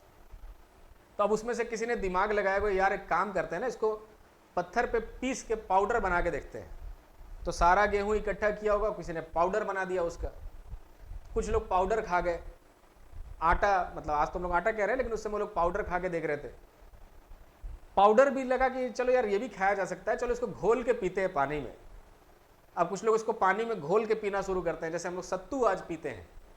सत्तू क्या है, पाउडर है, चने का पाउडर है, आज भी घोल के हम लोग पी रहे हैं, क्योंकि हम लोग को समझ में आ रहा है फायदा है उसके अंदर। तो वैसे ही जो उस समय का जो गेहूं होगा जंगली, उसको भी तो घोल के पिया जा सकता है ना। और किसी के दिमाग में ऐसा आया होगा क्योंकि चट्टान के ऊपर पहला खाना बनता था। अभी भी आप देखेंगे यूट्यूब पे कोई कोई वीडियो है जिसमें लोग कैंपिंग करते कहीं जाके, तो शौकिया तौर पे चट्टान को गर्म करके, नीचे आग लगाया, ऊपर चट्टान का फ्लैट चट्टान रखा, उसको गर्म करके उसके ऊपर चिकन विकन बनाते हैं वो लोग, बारबेक्यू करते हैं। तो वो लोग नहीं गर्म कर सकते हैं, चट्टान गर्म किया और जो घोल है घोल को डाल दिया, तो वो कुछ आपका डोसा जैसा बन गया होगा कुछ, या जो भी जो छिलका बनता है चावल का, उस तरह का कुछ चीज़ बना होगा। धीरे धीरे वैसे रोटी बना होगा पहली बार। और हैरान करने वाला बात है कि पहली बार कोई सोचे ऐसा कि रोटी कैसे बना होगा भाई पहली बार, तब तो सोचने वाला बात है। तो एग्रीकल्चर इन्होंने शुरू किया, और पहले इन्होंने धीरे धीरे, इतना नहीं कि ज़बरदस्त एग्रीकल्चर हो गया होगा, लेकिन 7000 बीसी के आसपास इस तरह का व्हीट लेकर के इन लोगों ने एग्रीकल्चर शुरू किया। ये कहानी पहला है। अब देखिए, now the agriculture has started, beginning of agriculture. समय बीतता है, धीरे धीरे ये समय का रेखा और चलता है। अब एग्रीकल्चर से क्या होता है, तो इतिहास का यहां पे दूसरा फॉर्मूला आता है कि जिस भी सिविलाइजेशन ने एग्रीकल्चर सीख लिया, एक दिन वो सिविलाइजेशन महानगरीय सिविलाइजेशन में कन्वर्ट हो जाएगा। मतलब दूसरा जो इतिहास का फॉर्मूला है, second formula, very important, A is equal to U. Agriculture, A से होता है एग्रीकल्चर और यू से होता है अर्बनाइजेशन।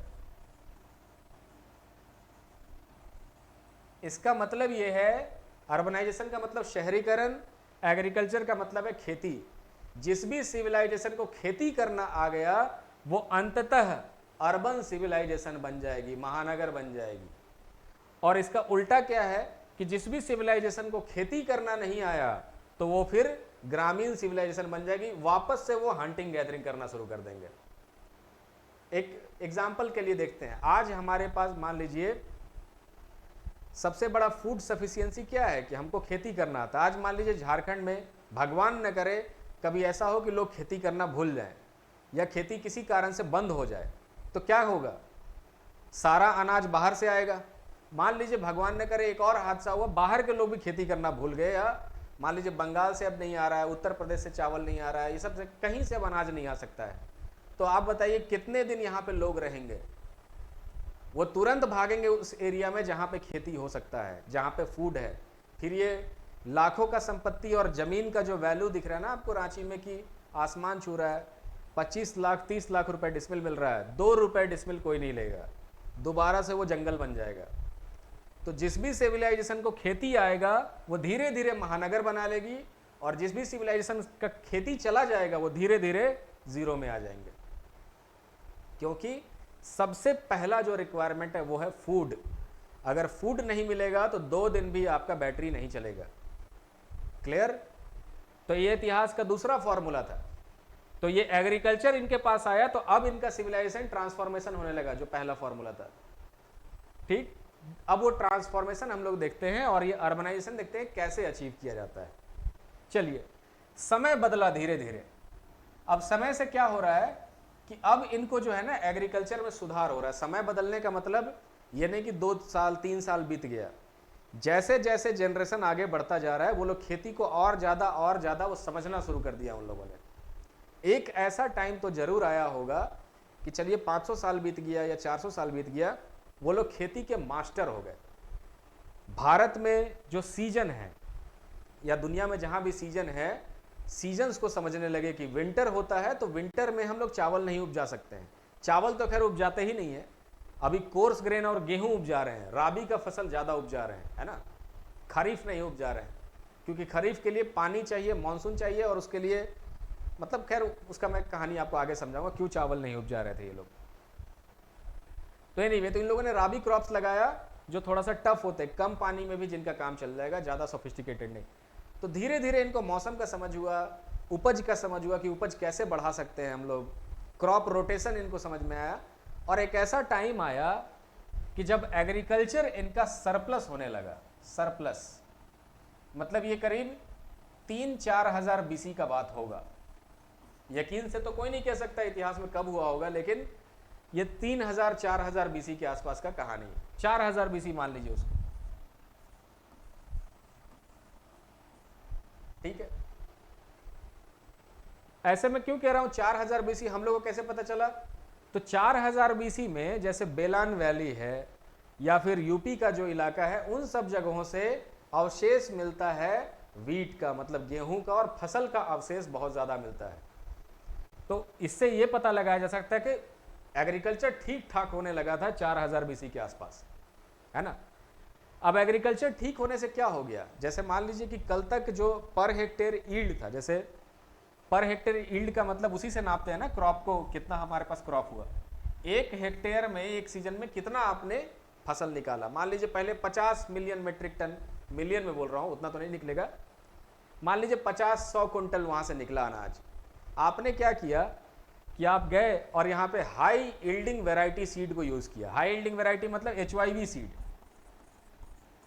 जो ग्रीन रेवोल्यूशन के टाइम पे यूज होता था। HYV सीड्स क्या है ना, साइज छोटा छोटा होता है। तो क्योंकि साइज छोटा होता है एज कम्पेयर टू, और दूसरे का साइज बड़ा होता है, तो क्या है ना, जितना ये लोग खेत से न्यूट्रिएंट्स लेते हैं, जो भी अपना NPK है, मतलब यूरिया, पोटास, ये सब जो खेत से खींचता है जो पौधा, तो अपने ग्रोथ में नहीं लगाता है। मतलब उसका पेड़ जो ग्रो हो रहा है ना, वो पेड़ में नहीं लगाएगा, उसके बीजों में लगाएगा। मतलब ये जो उसका सीड्स जो निकल रहा है वहां से, उसमें खर्चा करेगा वो। तो इसीलिए आपको ग्रेन यील्ड ज्यादा मिलेगा, पेड़ का लंबाई नहीं बढ़ेगा उतना, क्योंकि सारा न्यूट्रिएंट कहाँ कॉन्सेंट्रेट हो रहा है, उसके बालियों में, जो गेहूं का बाली हो रहा है ना, उसमें कॉन्सेंट्रेट हो रहा है। तो अगर आपने high yielding variety seed use करना शुरू किया तो हो सकता है पहले 50 क्विंटल था वहां से, अब वहां से 90 क्विंटल या 100 क्विंटल आ रहा है। तो इसका मतलब पैदावार बढ़ा।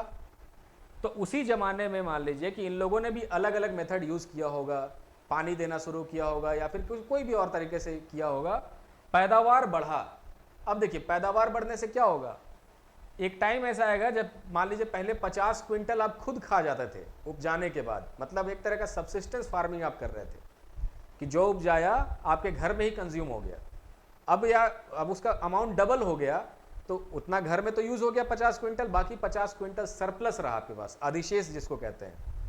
अब जो 50 क्विंटल सरप्लस है आप क्या करेंगे, घर में रखेंगे या दूसरे को देंगे और पैसा लेंगे उसके बदले। देखते हैं एक बार, आप लोग बहुत देर से चुप बैठे हैं, सो तो नहीं गए। आप बताइए, आप घर में रखना चाहेंगे उसको या किसी और से एक्सचेंज करना चाहेंगे, उसको बदलना चाहेंगे? उसको एक्सचेंज करेंगे या सेल कर देंगे? सेल कर देंगे। क्यों करेंगे ये बताइए? उसके बाद और अन्य अगर दूसरा चीज का अगर जरूरत है तो उसको हम लोग जो है उससे फुलफिल कर सकते हैं। और कोई है? सही जवाब है ये। और कोई है जो जवाब देना चाहता है? यस। सही करके उसी पैसे से या फिर जो अपने योजना है उससे और अपनी खेती को आगे बढ़ा सकते। सही है, सही है, जवाब ये भी सही है। लेकिन क्यों करेंगे सेल, मेरा ये जवाब है। पैसे के लिए करेंगे, लेकिन और भी कोई है रीजन बताइए? जो असली में किसान है ना वो समझ जाएगा। अब हम किसान हैं तो हमको तो पता है क्यों सेल करेंगे हम। आप बताइए। सर स्टोरेज के लिए यस यस, फिर से बोलिए। स्टोरेज में परेशानी यस यस, ये असली किसान है। क्या नाम है आपका? दिलीप दिलीपुरा। उसको पता था। अरे भाई, घर में रखने का प्रॉब्लम हो जाएगा ना आपको। किसी भी चीज़ को, जैसे मान लीजिए मैं अपने यहाँ का जो सामान मेरा वेस्टेज पड़ रहा है, अगर ये मतलब ठीक ही ठाक सामान है लेकिन मेरे लिए वेस्टेज है, तो हम इसको किसी को उठा के देंगे कि तुम अपने घर पे रख लो, तो रखेगा कोई फ्री में? बोलेगा नहीं, हमसे जगह रेंट पे ले लो तब रखो। तो अगर हम वही चीज़ अपने घर पे रखे हुए हैं तो इनडायरेक्टली रेंट लग रहा है उसका, क्योंकि उस जगह पे हम दूसरा सामान नहीं रख सकते हैं। तो आपको लगेगा ना कि घर में हम सामान रखे हुए हैं, ऑटोमेटिकली उसका खर्चा लग रहा है आपको सामान रखने का। तो अगर फसल आपके काम का नहीं है, आप यूज नहीं कर सकते हैं, तो आप उसको अगर घर में रखेंगे तो उसका खर्चा देना होगा अपने ही घर में।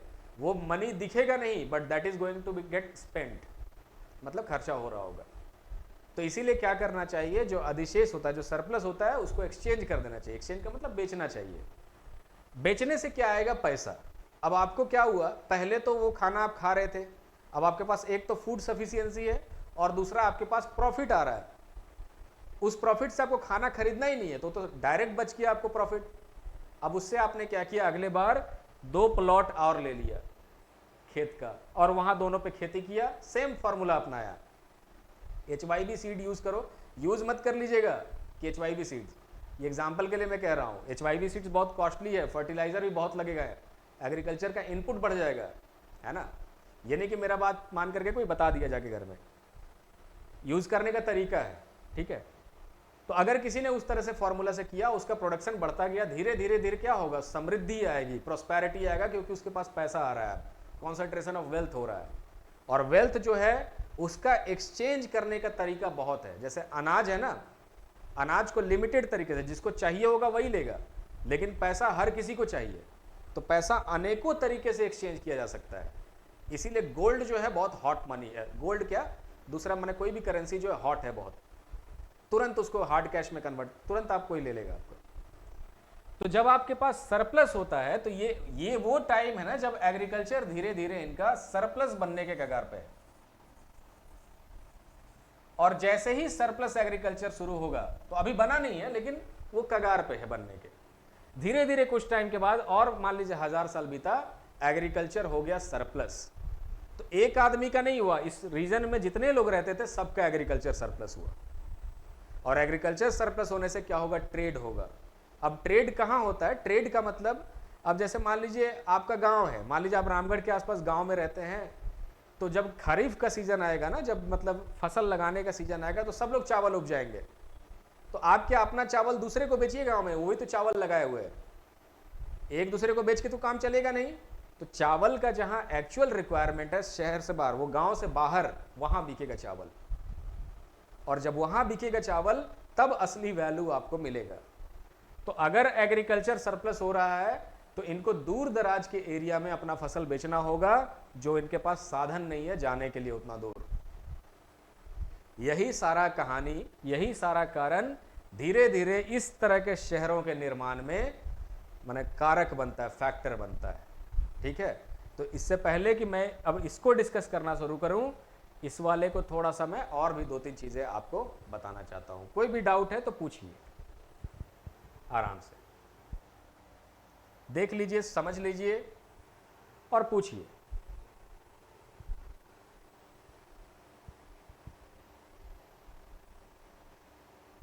चलिए, अब इसके पहले कि आगे की कहानी हो, अभी ये सब नोट्स का पार्ट ही नहीं है। सोचिए, मैं 2-3 दिन से आपको सिर्फ बेसिक ही बता रहा हूं पहले, और इतना ही बेसिक अगर आपको पता रह जाए ना तो इतिहास चुटकियों का आपको लगे यार क्या था इतिहास, झूठ मूठ का हम सोच रहे थे इतना।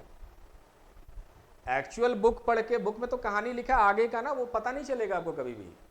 जब ये बेसिक नॉलेज आपको, फंडामेंटल रूट्स पता चल जाएंगे ना, कंसेप्ट पता चल जाएगा, तब देखिए क्या मजा आता है फिर इतिहास पढ़ने में। अब जो लोग मेरे से 2-3 दिन से जुड़े हुए हैं, उनका देखिए किस लेवल का कंफर्ट हो जाएगा कि अब तो मजा आ रहा है यार इतिहास पढ़ने में, समझ में आ रहा है ना। चलिए, अब वहां तक मैं लेके चलता हूं। उसके पहले छोटा सा एक चीज, पहले मैं थोड़ा सा भारत को समझाना चाह रहा हूं आपको कि इंडिया कैसा है ना।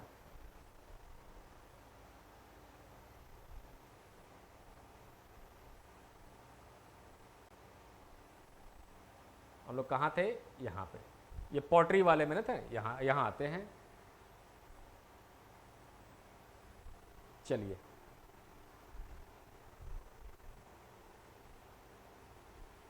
और यहीं पे समझते हैं। पहले थोड़ा सा इंडिया को समझना होगा, क्योंकि मैं जो आपको बताने जा रहा हूं अब क्या है, खेती शुरू करने वाला मामला है। तो कहां कहां खेती शुरू हुआ, वहां से शुरू करते हैं। इंडिया कहाँ है पहले, उसके लिए एक वर्ल्ड मैप। और हमेशा याद रखिएगा, जो मार्केट में 1 रुपए का मैप मिलता है वो मैप नहीं लीजिएगा, आप खुद से मैप बनाना सीखिए, और वो सारा कुछ हम बताएंगे आपको कि कैसे बनता है वर्ल्ड मैप। वर्ल्ड मैप हो या कोई भी मैप हो, इंडिया का मैप आपको 20 से 30 सेकेंड में बन जाना चाहिए। अच्छा सा मैप कैसे बन सकता है, जैसे हम यहाँ मान लीजिए आपको थोड़ा टाइम ही लेके बता रहे हैं, जैसे कि आप सबसे पहले अमेरिका बनाइए, ऐसे करके अमेरिका ऐसे करके बन जाएगा। फिर आप साउथ अमेरिका बनाइए। ये क्या मुश्किल है, ये डायग्राम नहीं बन पाएगा, आसानी से बन जाएगा। फिर आप अफ्रीका बनाइए, ऐसे। जरूरी नहीं कि एग्जैक्ट एक्यूरेट मैप हो, लेकिन कम से कम काम चलाओ मैप दिखना चाहिए इस तरह से। फिर आप थोड़ा सा यूरोप बनाइए, है ना। मतलब दुनिया का नक्शा जो है ना, जीपीएस के जैसा सेट हो जाना चाहिए आपके दिमाग में। अगर आप सिविल सर्विसेज का तैयारी कर रहे हैं, अगर आपको रूस बोले तो रूस में पहुंचिए, यूक्रेन बोले तो यूक्रेन में आ जाइए, जॉर्जिया बोले जॉर्जिया कहाँ है वहां पहुंचना चाहिए आपको, बाल्टिक नेशन कहाँ है वहां पहुंच जाना चाहिए, सेंट्रल एशिया कहाँ है वो यहाँ है, उसमें उज्बेकिस्तान कहाँ है वहाँ है, इस्तांबुल का।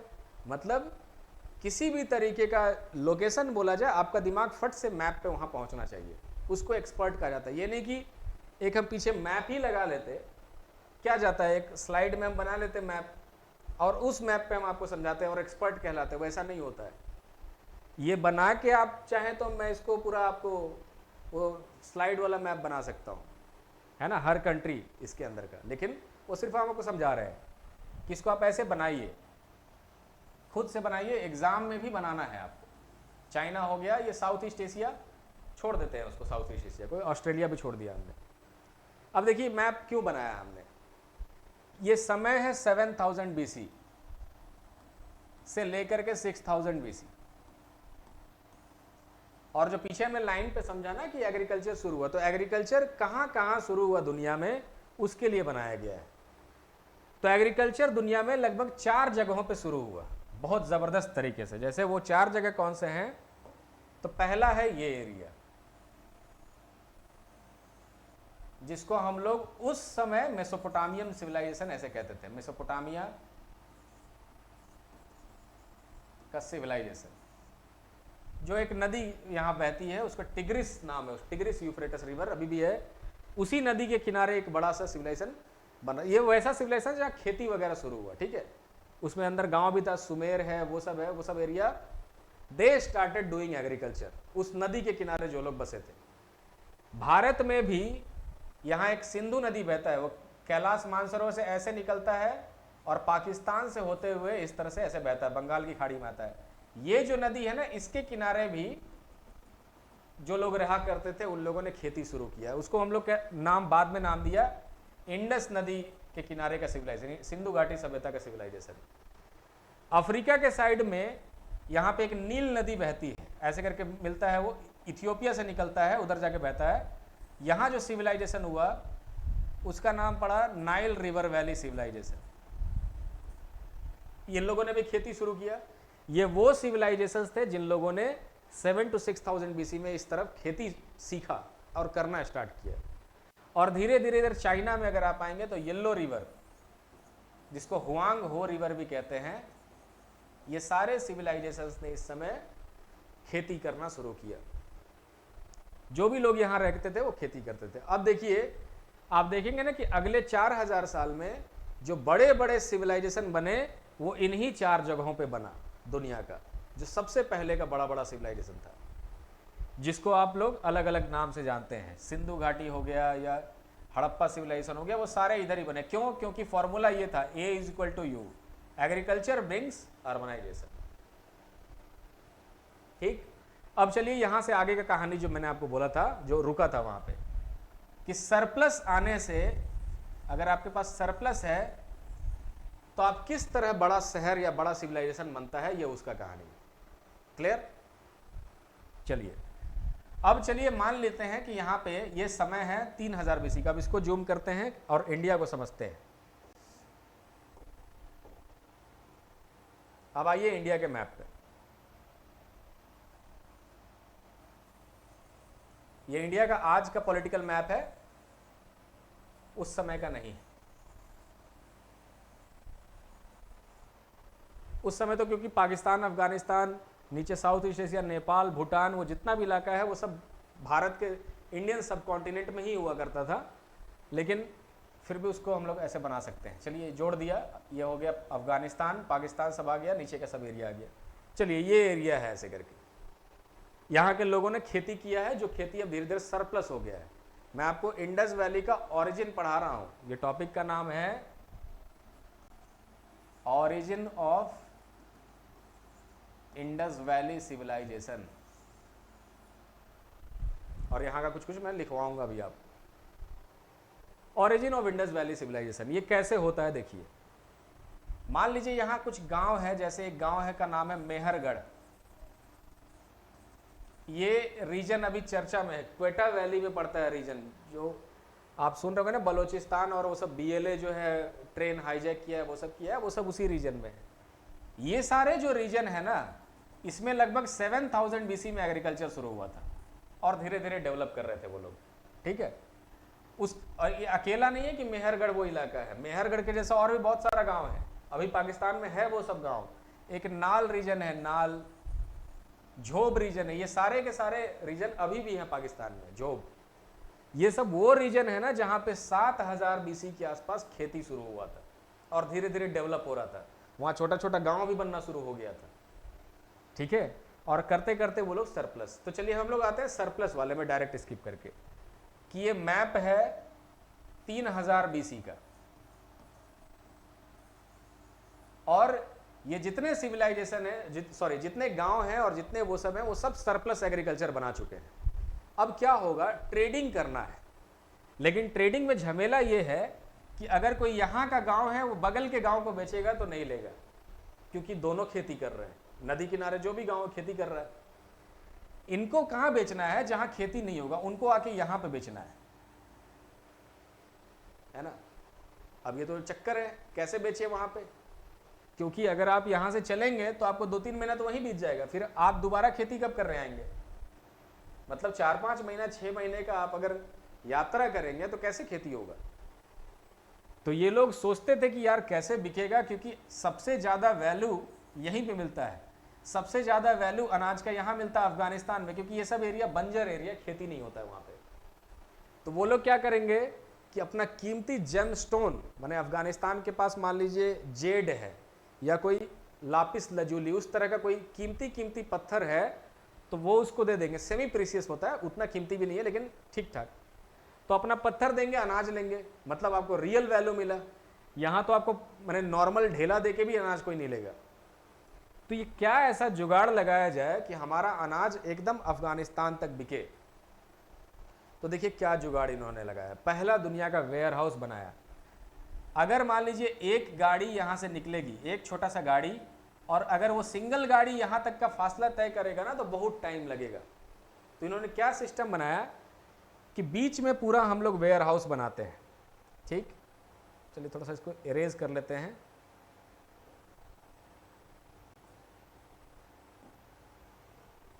कैसे वेयर हाउस बनाया, मान लीजिए ये रास्ता है, ट्रैक है यहाँ से यहाँ तक, तो इन्होंने क्या किया, बीच में एक गोदाम बनाया अनाज का, ऐसे ऐसे करके अलग अलग जगह पे, जहां भी इनको जगह मिला, यानी कि सीधा लाइन में बना रहे हैं, जहां जहां भी जगह मिला। अब क्या करना है कि यहाँ के गांव वाले को, या यहाँ अगर अनाज हो रहा है तो इसको बस यहीं तक पहुंचाना है, वहां जाके सेल कर दिया उसको। ठीक, और सेल करके वापस आ गया अपना, उसका झंझट खत्म हो गया, पैसा मिल गया उसको थोड़ा सा, यहाँ के जितना नहीं लेकिन फिर भी ठीक ठाक पैसा मिल गया उसको। कोई गया यहाँ जाके यहाँ बेच के चला आया, कोई गया यहाँ जाके यहाँ बेच के चला आया।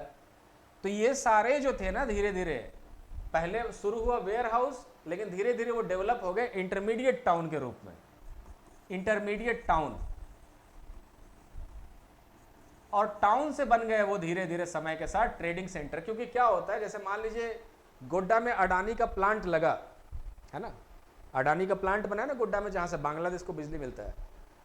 तो जब वो प्लांट लगने से पहले वो जिस इलाके में लगा वहां होगा खेत, और वो वीराना शहर के बाहर का एरिया होगा, कोई नहीं जाता होगा वहां पे, कोई फायदा ही नहीं जाने से। लेकिन जैसे ही प्लांट लगेगा तो रोड बना, पहले प्लांट के आसपास दुकान बना, प्लांट के लिए टाउनशिप बना, टाउनशिप से और भी दुकान बना, धीरे धीरे वो एरिया इतना डेवलप हो जाएगा। जैसे एचईसी है, जब एचईसी नहीं होगा तब कैसा रहा होगा ये इलाका, लेकिन आज जब एचईसी बन गया रांची में, आज क्या हो, बहुत पहले बन गया, 1950 में बन गया, जब बनने लगा तो इलाका कैसा हो गया, शहर बन गया। तो वैसे ही होता है कि ये छोटे छोटे टाउन है जहां पे खरीद बिक्री चल रहा है माल का, तो धीरे धीरे क्या होगा, इंटरमीडिएट टाउन बनेगा और बड़ा बड़ा ट्रेडिंग सेंटर बन जाएगा उसके बाद। और ये वही टाउन है जिनका नाम आप सुनते हैं, हड़प्पा, मोहनजोदारो, चानूदारो, कालीबंगा, लोथल, उस रूप। तो इंडस वैली क्या है कि है तो ये पूरा रीजन इंडस वैली, लेकिन इसमें ज्यादातर गांव ही है, और ये जो टाउन है ना जहां ट्रेडिंग चलता था वो सब शहर है। सब बड़ा बड़ा शहर नहीं है, 10-12 ही ऐसे हैं जो बड़े बड़े शहर हैं। जैसे आज का समय है तो आप झारखंड में देखेंगे तो बड़ा शहर सब नहीं है, जमशेदपुर हो गया, धनबाद हो गया, रांची हो गया, और भी एक आध शहर हो सकता है बड़ा, लेकिन सब बड़ा बड़ा शहर नहीं, कोई इंटरमीडिएट टाउन है, छोटा शहर है, और बाकी सब गांव है। तो ये वैसा ही है। और जो ट्रेडिंग चलता है, तो मान लीजिए कि इन सब में बड़ा ट्रेडिंग चल रहा है। जैसे बॉम्बे है तो बॉम्बे हो गया कोस्टल एरिया, बहुत सारा ट्रेडिंग चल रहा है वहां से। गुजरात हो गया कोस्टल एरिया, कलकत्ता हो गया coastal area. Delhi coastal area तो नहीं है, लेकिन उस जमाने में लैंड से कनेक्टिविटी उसका सीधे सेंट्रल एशिया से था, इसलिए मिडिल ईस्ट से था, मिडिल ईस्ट सेंट्रल एशिया दोनों। तो इसीलिए वहां पे वो दिल्ली ट्रेडिंग का भी सेंटर बन गया, और दिल्ली कैपिटल बनाया था दिल्ली सल्तनत ने, इसलिए। तो जो जो कोस्टल एरिया होता है वो बन जाता है महानगर ट्रेडिंग के वजह से। ठीक है, तो इंडस वैली सिविलाइजेशन को या हड़प्पा सिविलाइजेशन को बड़ा सिविलाइजेशन महानगर बनाने में किसका रोल है, ट्रेड का रोल है।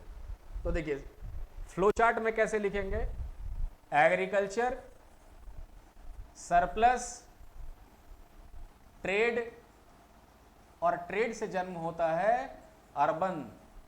अर्बनाइजेशन, और अर्बनाइजेशन मतलब मेट्रोपॉलिटन सिटीज, जिसका एग्जाम्पल है इंडस वैली सिविलाइजेशन। ये है पूरा प्रोसेस। ठीक है, समझ में आ रहा है आपको आराम से? चिंता नहीं कीजिए, अभी समझ लीजिए आराम से, सबका नोट्स बना हुआ है, सबका नोट्स आपको मिल जाएगा, और ये जो चल रहा है क्लास उसका भी नोट्स अलग से मिल जाएगा। तो ज्यादा फोकस सीखने पे करना है आपको, ठीक है, क्योंकि सारा कुछ हम लोग बना के दे रहे हैं। क्लास कभी कभी आप देखेंगे वैसे भी चलता है, जहाँ पे जैसे ये कुर्सी है तो मैं खींच के बैठ जाऊँ, एक बुक उठा ले, आपको पढ़ पढ़ के सुनाते रहे, ठीक है ना, वो से आप कुछ नहीं सीख पाइएगा। कॉपी में लिख लीजिएगा, एग्जाम में नहीं लिख पाइएगा, लेकिन समझ के जब जाएंगे तो आप सब जगह लिख पाइएगा, दुनिया का कोई भी एग्जाम हो। इसीलिए जो स्टूडेंट फेल हो रहे हैं, झारखंड में फेल होने वाले की संख्या बहुत है।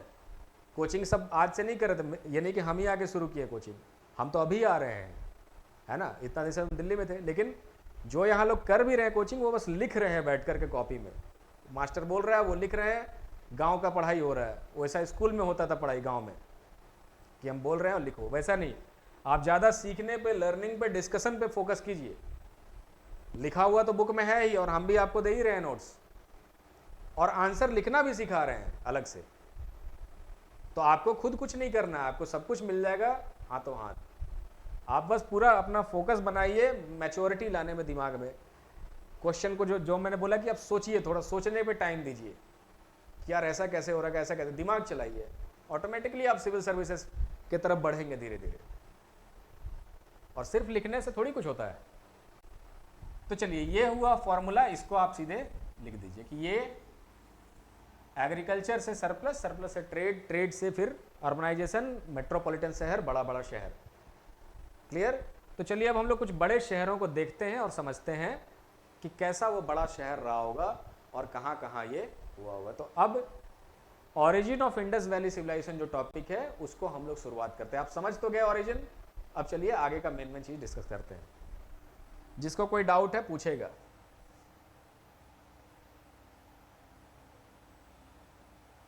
चलिए, बर्तन वाला बात मैं बाद में करता हूं, पहले मैं थोड़ा सा आपको इंडस वैली ही दिखाता हूं, ठीक है? पहले देख लीजिए दो चार चीज और। जैसे ये था गांव, मतलब सब ये था मोहनजोदारो का टाउन, मतलब इसको कंप्यूटर मॉडलिंग के थ्रू बनाया गया कि ऐसा दिखता होगा। कैसे? हवा में नहीं बनाया गया है। मोहनजोदारो का जो शहर है ना, वो कैसा बना हुआ है कि वो जो एरिया आपको दिख रहा है, जो बड़ा बड़ा बिल्डिंग है, वो ऊंचाई पे बना हुआ है, और ये जो छोटा एरिया आपको दिख रहा है जहां छोटे छोटे बिल्डिंग है, उसको लोअर सिटी मतलब डाउन में बना हुआ है थोड़ा सा। ऐसा मोहनजोदारो में अभी भी आपको स्ट्रक्चर देखने को मिल जाएगा। तो आर्टिस्ट ने उसी को सोच के बनाया हुआ कि ऊपर का एरिया है, ये जितना भी एरिया है वो सब जगह एडमिनिस्ट्रेटिव बिल्डिंग है, बड़ा बड़ा बिल्डिंग, मतलब सरकारी टाइप का एरिया है, वो सरकार का एरिया। और ये जो है रेसिडेंशियल एरिया है जहाँ पे लोग रहा करते थे। आप किसी भी शहर में, किसी भी राजधानी में जाएंगे तो यही स्ट्रक्चर फॉलो होता है। जैसे रांची में आएंगे तो वो जो कचहरी के पीछे का जो एरिया है ना, क्या बोलते हैं उसको, भूल गया, वो जो मोराबादी के साइड में निकलता है, वो पूरा पॉश एरिया है। आप जाके देखिए तो हाई कोर्ट के चीफ जस्टिस का घर, आईएएस ऑफिसर्स का घर, सबका घर आप देखेंगे तो 2-2 एकड़ में फैला हुआ है। मुख्यमंत्री का निवास देखिएगा तो पता नहीं कितने एकड़ में होगा, राज्यपाल का निवास देखिए पता नहीं कितने एकड़ में है, हर मंत्री का निवास कितने एकड़ में है। तो वो क्या है? Citadel area. सिटाडेल मतलब ऊंचाई पे बना हुआ ये एरिया। चाहे कहीं पे अगर एडमिनिस्ट्रेटिव बिल्डिंग है, जैसे मान लीजिए कहीं पे हाई कोर्ट है, कहीं पे वो बिल्डिंग है, सब अगर एक साथ बनाया जाए तो उसको क्या है, बड़ा बड़ा बिल्डिंग बनेगा वहां पे, पब्लिक बिल्डिंग्स जिसको कहते हैं। वो एक एक आदमी के घर नहीं, पब्लिक बिल्डिंग्स। उसी में किसी का आवास हुआ तो बड़ा आदमी होगा, बड़ा आवास। ये वैसा ही मॉडल है जैसे पहले राजशाही होता था। राजा हमेशा महल में रहता है, राजा छोटे से घर में नहीं रह सकता है कभी भी, क्योंकि छोटे घर में रहे तो क्या राजा हुए फिर आप। तो आज भी राजशाही है, लेकिन वो दूसरे सेंस में है। उस राजा को आपने खुद ही चुन के भेजा हुआ है, तो वो भी सबसे बड़े घर में रहेगा, हेलीकॉप्टर से चलेगा, आप ही के पैसे से चलेगा, है ना। चलिए खैर, वो सब कहानी बाद में धीरे धीरे समय के साथ आप समझेंगे, लेकिन अभी के लिए ये समझिए कि ये जो इंडस वैली है, तो ऊपर का जो पूरा टाउन है वो है जो एडमिनिस्ट्रेटिव बिल्डिंग्स हुआ करते थे, नीचे का जो टाउन है वो है लोअर सिटी, जिसको ऐसा कहते हैं। हड़प्पा का टाउन थोड़ा अलग है। मैं थोड़ा सा आपको टाउन्स दिखा के इंटरेस्ट जगा रहा हूँ कि ये देखिए ये किस तरह ग्रिड पर, तो इसमें ऊपर नीचे का ऐसा नहीं बना हुआ है अलग से, लेकिन फिर भी एक टाउन जैसा बना हुआ है। फीचर सब आपको अलग से लिखवा देंगे। ये जो मोहनजोदारो अभी करंट सिचुएशन है वैसा है। देखिए यहाँ पे ऊपर वाला टाउन वाला एरिया है वो पीछे से बना हुआ है, पूरा टूट फूट गया है, और फिर नीचे जाएंगे तो नीचे का एरिया है, तो रेस सिटाडेल और फिर खत्म। ये वो पत्थर है जो खुदाई में मिला था, ये हम आगे आपको इस पे बात करते हैं। तो यहां तक कोई डाउट है तो पूछिए, नहीं तो हम लोग फिर ओरिजिन ऑफ हड़प्पा का टॉपिक स्टार्ट करेंगे।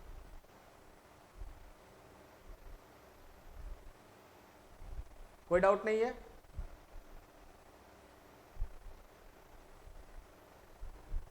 ओके, तो चलो शुरू करते हैं हम लोग ओरिजिन ऑफ हड़प्पा का टॉपिक। क्या है इस टॉपिक में, सबसे पहले देखिए, और कैसे आपको नोट्स बनाना चाहिए। तो पहले मैं कुछ स्ट्रक्चर लिख दे रहा हूँ, यहाँ पे बता दे रहा हूँ, आप उसी हिसाब से बना लीजिएगा। हमारा नोट्स भी आपको मिलेगा तो उसी स्ट्रक्चर में मिलेगा। 3 तरीके का नोट्स जो मैंने बोला हुआ है, तो पहला वाला तो मिल जाएगा आज ही आपको। देखिए कहीं पे लिखते हैं origin of Indus valley civilisation या हड़प्पा।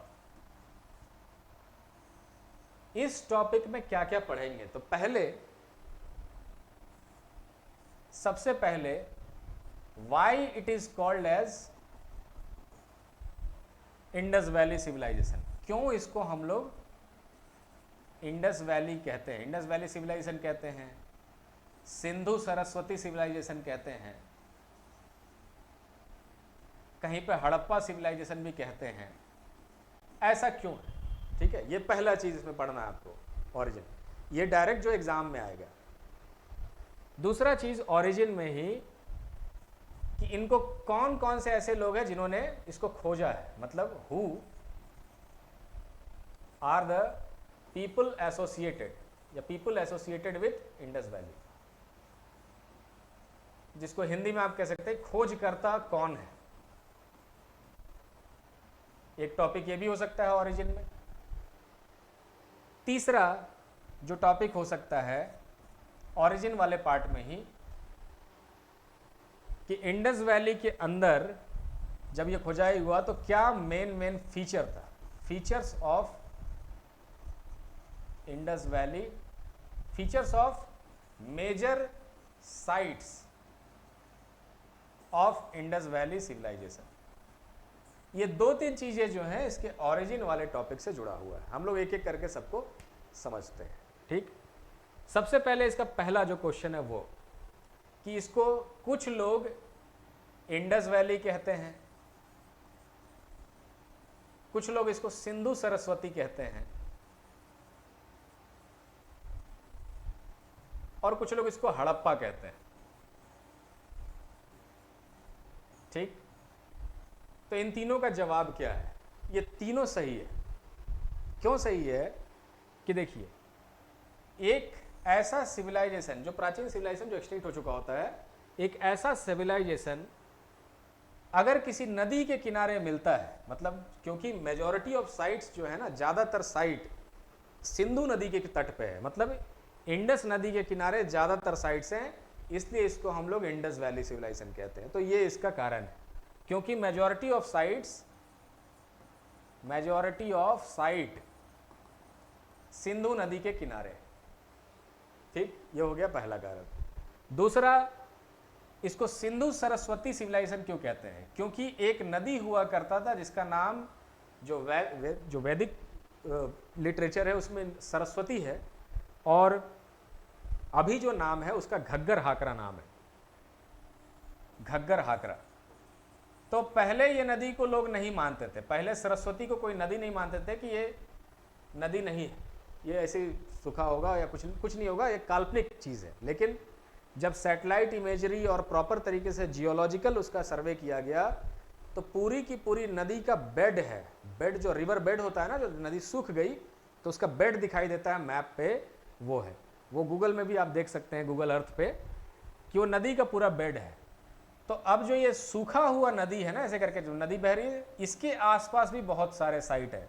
तो जैसे सिंधु नदी के किनारे बहुत सारे साइट हैं, तो ये जो घग्गर हाकरा सूखी हुई नदी है उसके अगल बगल में भी बहुत सारे साइट हैं, और इसीलिए इसका दूसरा नाम पड़ता है सिंधु सरस्वती सिविलाइजेशन, सेम कारण से, because a large number of settlements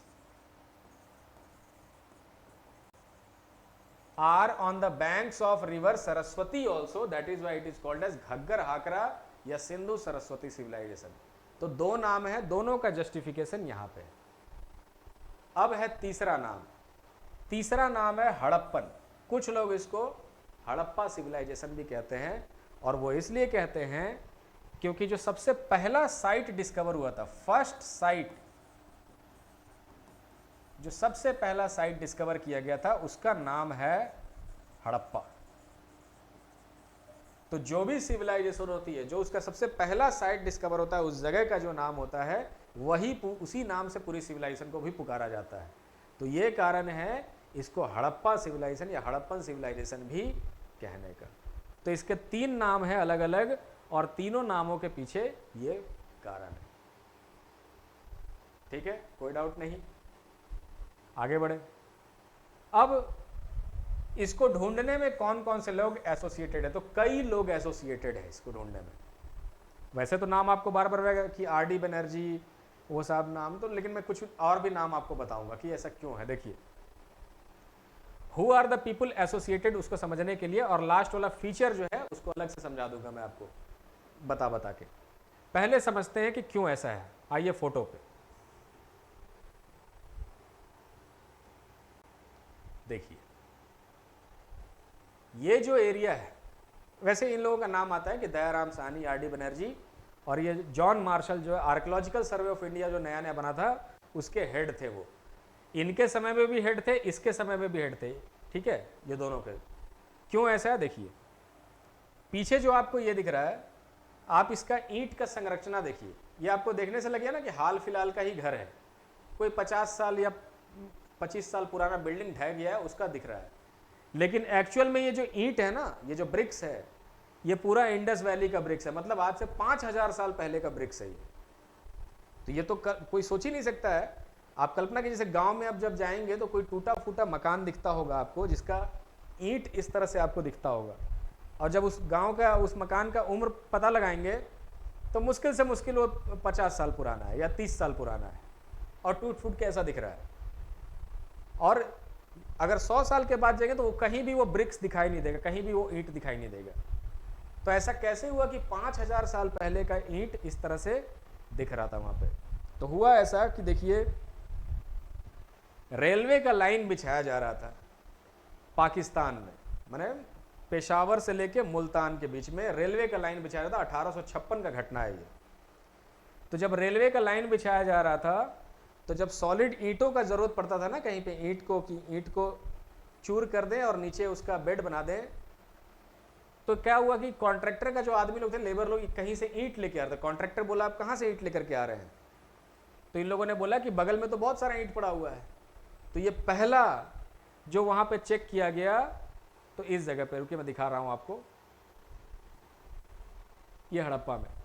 ठीक है, तो पहला जो ईंट यहां से लेकर के जाया गया, तो जो रेलवे वाला, जो आर्मी का जो काम चल रहा है, आर्मी के लिए रेलवे लाइन बिछा रहा था रेलवे का, तो उन लोगों ने बोला कि भाई ये कोई पुराना शहर है लगता है। तो लोग आए देखने के लिए वहां पे, उन्होंने बोला कि सर्वे में कि ये चलो 400-500 साल पुराना कोई शहर होगा, उसका ईंट हम लोग ले जा रहे हैं, कोई बड़ी बात नहीं है। बाद में धीरे धीरे जब ये खोज हुआ, जब दयाराम साहनी आए, आर.डी. बनर्जी टाइप के लोग आए, उन लोगों ने बोला कि 5000 साल पहले का नहीं है, कम से कम 500 साल नहीं, 5000 साल पहले का सिविलाइजेशन है, और हड़प्पा का खोज हुआ। तो इस तरह से 1920 में हड़प्पा का अपना खोज हुआ। तो जो लोग एसोसिएटेड है उससे, वो यही सारे लोग हैं। आप चाहें तो इनका नाम लिख सकते हैं, अदरवाइज इनका नाम आपको लिख करके मिल जाएगा। Dayaram Sahni, RD. Banerjee, John Marshall, और आगे कुछ कुछ नाम और भी हैं। जैसे जैसे अलग अलग साइट में दिखाऊंगा आपको कि चानूदारो है तो इसका डिस्कवरी उन्होंने किया, या फिर मान लीजिए लोथल है तो उसका डिस्कवरी उन लोगों ने किया। वैसे वैसे करके 1 बाय 1 आपको मैं दिखाते चलूँगा, कहीं कोई दिक्कत नहीं है। ये वो लोग हैं जो इससे एसोसिएटेड थे।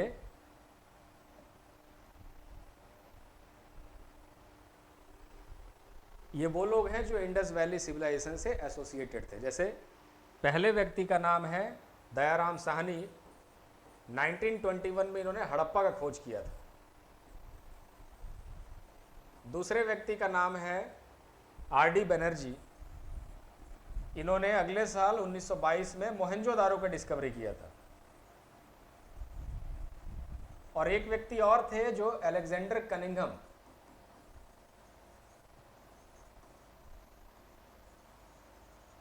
ये वो थे जिन्होंने 1856 में ये बताया था कि ये सिविलाइजेशन लगभग 500 साल पुराना है। उनको पता नहीं था कि ये कितना पुराना होगा। वो जो कॉन्ट्रैक्टर लोग जो रेलवे का लाइन में ईंट डाल रहे थे, ब्रिक डाल रहे थे, उसको देख के बताया था उन्होंने। लेकिन बाद में इन लोगों ने क्लियर किया कि नहीं, ये 500 नहीं 5000 साल पुराना सिविलाइजेशन है, और इस सिविलाइजेशन का ऐसा ऐसा फीचर है। धीरे धीरे खुदाई हुआ तो और पता चला। जॉन मार्शल जो थे उस समय आर्कियोलॉजिकल सर्वे ऑफ इंडिया के हेड थे, ASI के चीफ थे। Archaeological survey of India. तो ये वो लोग हैं जो इसके साथ एसोसिएटेड थे, और भी कई लोग एसोसिएटेड हैं, उनका नाम आगे चल के आपको देखने को मिलेगा। चलिए, अब जो एक और टॉपिक था इसमें जो डिस्कस करने लायक है ओरिजिन में ही, वो क्या है देखिए। Northern south Asia during 8th to 4th millennium BC, ये मैंने क्या बोला आपको, 8000 से लेके 4000 बीसी के बीच का ये मैप है। आप इसमें देखिए, ये सारे वो इलाके हैं जहां पे खेती होता था शुरू में इंडिया में, है ना, इंडिया में। इसको बताने का पर्पस क्या है, क्योंकि अब हमें एक चीज जानना है, इंडस वैली सिविलाइजेशन का पीरियड, जो फेज, लिख लीजिए कॉपी में, फेजेस ऑफ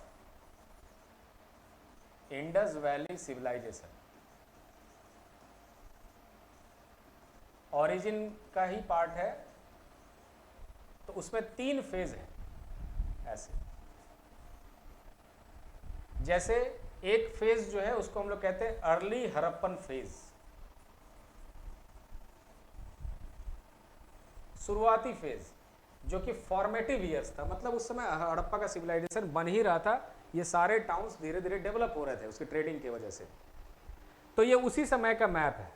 तो ये जो पीरियड रहा ये लगभग 3500 बीसी से लेकर के 2700 बीसी तक रहा, ये पहला वाला पीरियड आपको दिख जाएगा, आगे मैं दिखाऊंगा उस मैप में। तो इस दौरान कौन कौन से शहर मेजर शहर थे वो अगले वाले मैप में है। तो पहले आप देख लीजिए कि 3500 बीसी से पीछे का जो शहर था, ये सारे वो गांव हैं जो इंडस वैली बनने के पहले वहां पे थे, और सब में खेती होता था। ये सब जो आपको दिख रहा है ना, everywhere they were doing some kind of agriculture. मान लीजिए खेती नहीं भी हो रहा होगा, तो जैसे कोई गांव है ना वो स्टोन का कारीगरी अच्छा करता है, कोई गांव है जहां से ज्वेलरी अच्छा बन के निकलता है, कोई ऐसा गांव है जहां से वेपन तो नहीं, क्योंकि ये लोग वेपन उतना नहीं यूज करते थे, लेकिन फिर भी वो चाकू छुरी बना रहा है अच्छा सा, कोई ऐसा गांव है जो खिलौना बना रहा है अच्छा सा। आज भी है ना, कहीं कहीं का फेमस है, जैसे जयपुर में जाएंगे तो चूड़ियों का काम वहाँ ज़्यादा अच्छा होता है, ये सब आपने सुना ही होगा। कहीं गुजरात के साइड में जाएंगे तो पाटन पटोला जो सिल्क है वो सब का काम अच्छे से होता है, किसी किसी एरिया का रीजनल। तो जो जैसे ये हड़प्पा मोहनजोदारो है वो तो हो गया शहर, लेकिन दूर दराज के गाँव में भी कुछ ना कुछ चीज़ें चलती रहती थी, जो आपको MCQ एक लाइन के क्वेश्चन में पूछता है, ठीक है। JPSC में तो आराम से आप सॉल्व कर लेंगे क्योंकि उसका क्वेश्चन बहुत ईजी है। अगर UPSC भी देने का मतलब वो भी क्वेश्चन सॉल्व हो सकता है, वहां भी पूछा जा सकता है क्वेश्चन आपको।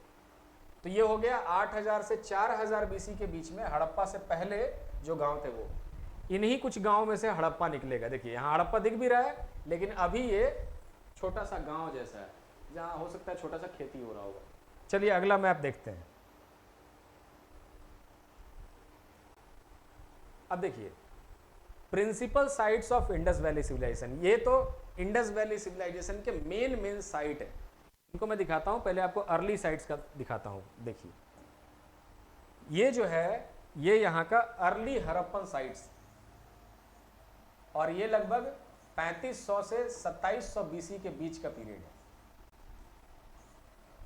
अब ये है कि एग्रीकल्चर सरप्लस हो चुका है, और मतलब अब ये लोग टाउन बनने के प्रक्रिया में लगे हुए हैं। अब जितना भी टाइम ये सब में लगेगा, धीरे धीरे वो टाउन ग्रो कर रहा होगा, है ना। तो उसमें देखिए कौन कौन सा साइट अर्ली हड़प्पन साइट है, जैसे सरायखोला, इधर एक गुमला नाम का जगह, गुमला हमारे यहाँ भी है, यहाँ झारखंड में, रांची से कुछ दूर 80 किलोमीटर।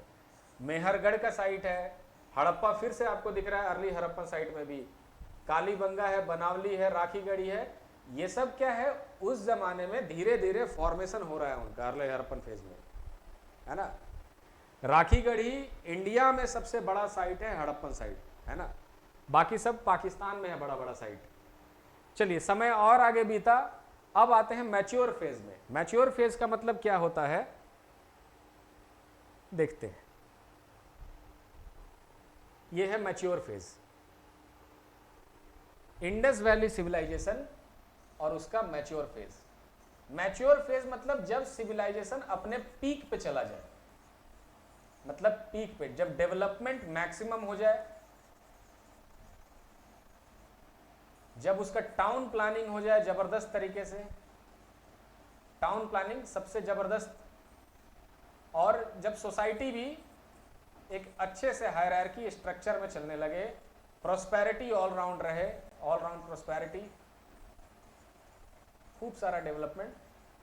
ये सब जो टाइम पीरियड है मैच्योर फेज का फीचर है। लेकिन याद रखिएगा, जब भी कोई सिविलाइजेशन या कोई भी चीज जब अपने पीक पे जब चली जाती है तो उसी दिन से उसका डिक्लाइन शुरू हो जाता है। जब हम लोग अपने ताकत के पीक पे चले जाएंगे, अब मतलब अपने लाइफ का दूसरा फेज शुरू हो गया है ना। अब ये नहीं कि अब आपका ताकत बढ़ेगा, अब आप बुढ़ापा की तरफ बढ़ेंगे, ताकत घटेगा। तो वैसे ही होता है दुनिया का कोई, ये डेविस का एक साइकिल ऑफ इरोजन है। मतलब जो फादर ऑफ जियोमॉर्फोलॉजी है ना, उन्होंने ये दिया था कि कोई भी चीज़ बनती है, फिर वो, जैसे माउंटेन के लिए बोला था उन्होंने कि कोई भी चीज़ बनेगा और ये धरती उसको बनाती है, फिर वो मैच्योर होता है, फिर अपने ताकत के पीक पे जाता है और फिर उसका डिक्लाइन होता है। तो जैसे आप हिमालय भी देखेंगे तो हिमालय आज 8 साढ़े 8 किलोमीटर ऊंचा है। एक समय में अरावली जो आपको दिखता है ना, अरावली 15 किलोमीटर ऊंचा हुआ करता था। आज अरावली धूल में मिल गया, मतलब 900 मीटर, मतलब 1 किलोमीटर भी उसका हाइट नहीं बचा है। और एक समय आएगा जब हिमालय इतना ऊंचा सा दिख रहा है ना, हिमालय का नामो निशान मिट जाएगा, कहाँ था हिमालय पता भी नहीं चलेगा। और ये सब होगा, उसके एटम बाई एटम उसको इरोजन कर देगा, एक एक बूंद बारिश, थोड़ा थोड़ा बर्फ। तो जो भी फीचर बनता है वो मिट भी जाता है धरती पे। और ये सब सिविलाइजेशन के लिए भी ट्रू है, हर चीज के लिए ट्रू है। तो सिविलाइजेशन जब अपने पीक पे चली गई, मतलब अब उसी दिन से, क्योंकि अब आगे बढ़ने के लिए कुछ बचा नहीं, सारा डेवलपमेंट हो चुका है, सारा ट्रेडिंग जबरदस्त चल रहा है, अब तो नीचे ही जाना होगा जब बुरा वक्त आएगा। तो वही हुआ इंडस वैली के साथ। खैर, ये उसका मैच्योर फेज का पीरियड है। जब आप देखिए ये सारे शहर जो हैं, हड़प्पा हो गया, मोहनजोदारो हो गया, कोट दीजी हो गया, चानूदारो, धोलावीरा हो गया, सुरकोताड़ा हो गया, सब एक से एक बढ़ के शहर हुआ करते थे वहाँ पे।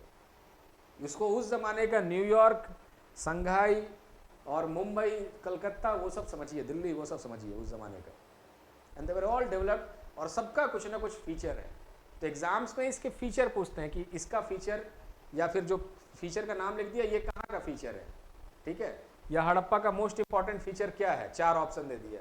यही सब एग्जाम में आएगा और क्या आएगा, जो हम लोग आपको लिखवा देंगे या फिर आपको नोट्स देंगे। चलिए, तो हमने देखा मैच्योर फेज। तो कितने दिन तक रहा मैच्योर फेज?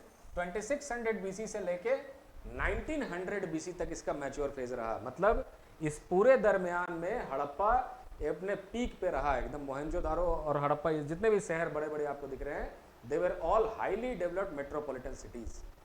फिर क्या हुआ? फिर लेट हड़प्पन फेज, मतलब अब अगला फेज शुरू होता है जो है इनके डिक्लाइन का फेज, जो कि बहुत, डिक्लाइन कैसे होता है? अब ये लेट हड़प्पन फेज है, सारा खत्म, और कुछ कुछ मेजर सिटीज बच गए। तो ये कैसे हो गया? अब इसके डिक्लाइन के पीछे कई सारे थ्योरी हैं। जैसे ऑरिजिन के पीछे भी कई सारे थ्योरी हैं, वैसे ही डिक्लाइन के पीछे भी थ्योरी है। वो दोनों थ्योरी मैं बाद में आपको समराइज करके बताता हूँ, ऑरिजिन के पीछे और डिक्लाइन के पीछे भी। चलिए, तो डिक्लाइन हुआ, बस यहाँ पे कुछ कुछ शहर अब रह गए, हड़प्पा रह गया, मोहनजोदारो भी रह गया होगा, इधर कहीं बना नहीं है, नहीं उसको भी लिख सकते हैं। मोहनजोदारो तो जैसे पानी में डूब गया, ये सब, एक फिल्म भी आया था मोहनजोदारो के नाम से, वो सारा कुछ। तो हमारे लिए ये वाला स्टोरी उतना इंपॉर्टेंट नहीं है कि उसका अर्ली फेज, मैच्योर फेज और उसमें क्या क्या हुआ। हमारे लिए ये है कि कैसा उसका टाउन प्लानिंग था, कैसा सोशल स्ट्रक्चर था, क्या फीचर था, वो सब चीज़ें ज़्यादा इंपॉर्टेंट है। तो खैर एनीवे ये कहानी ऐसा रहा। अब मैं एक चीज़ सिर्फ आपको बताता हूँ कि ऑरिजिन और डिक्लाइन के बारे में, 2 चीज़ें जो आपको नोट्स में लिखा होगा थ्योरी के बारे में। थ्योरी क्या है? देखिए, थ्योरीज ऑफ ऑरिजिन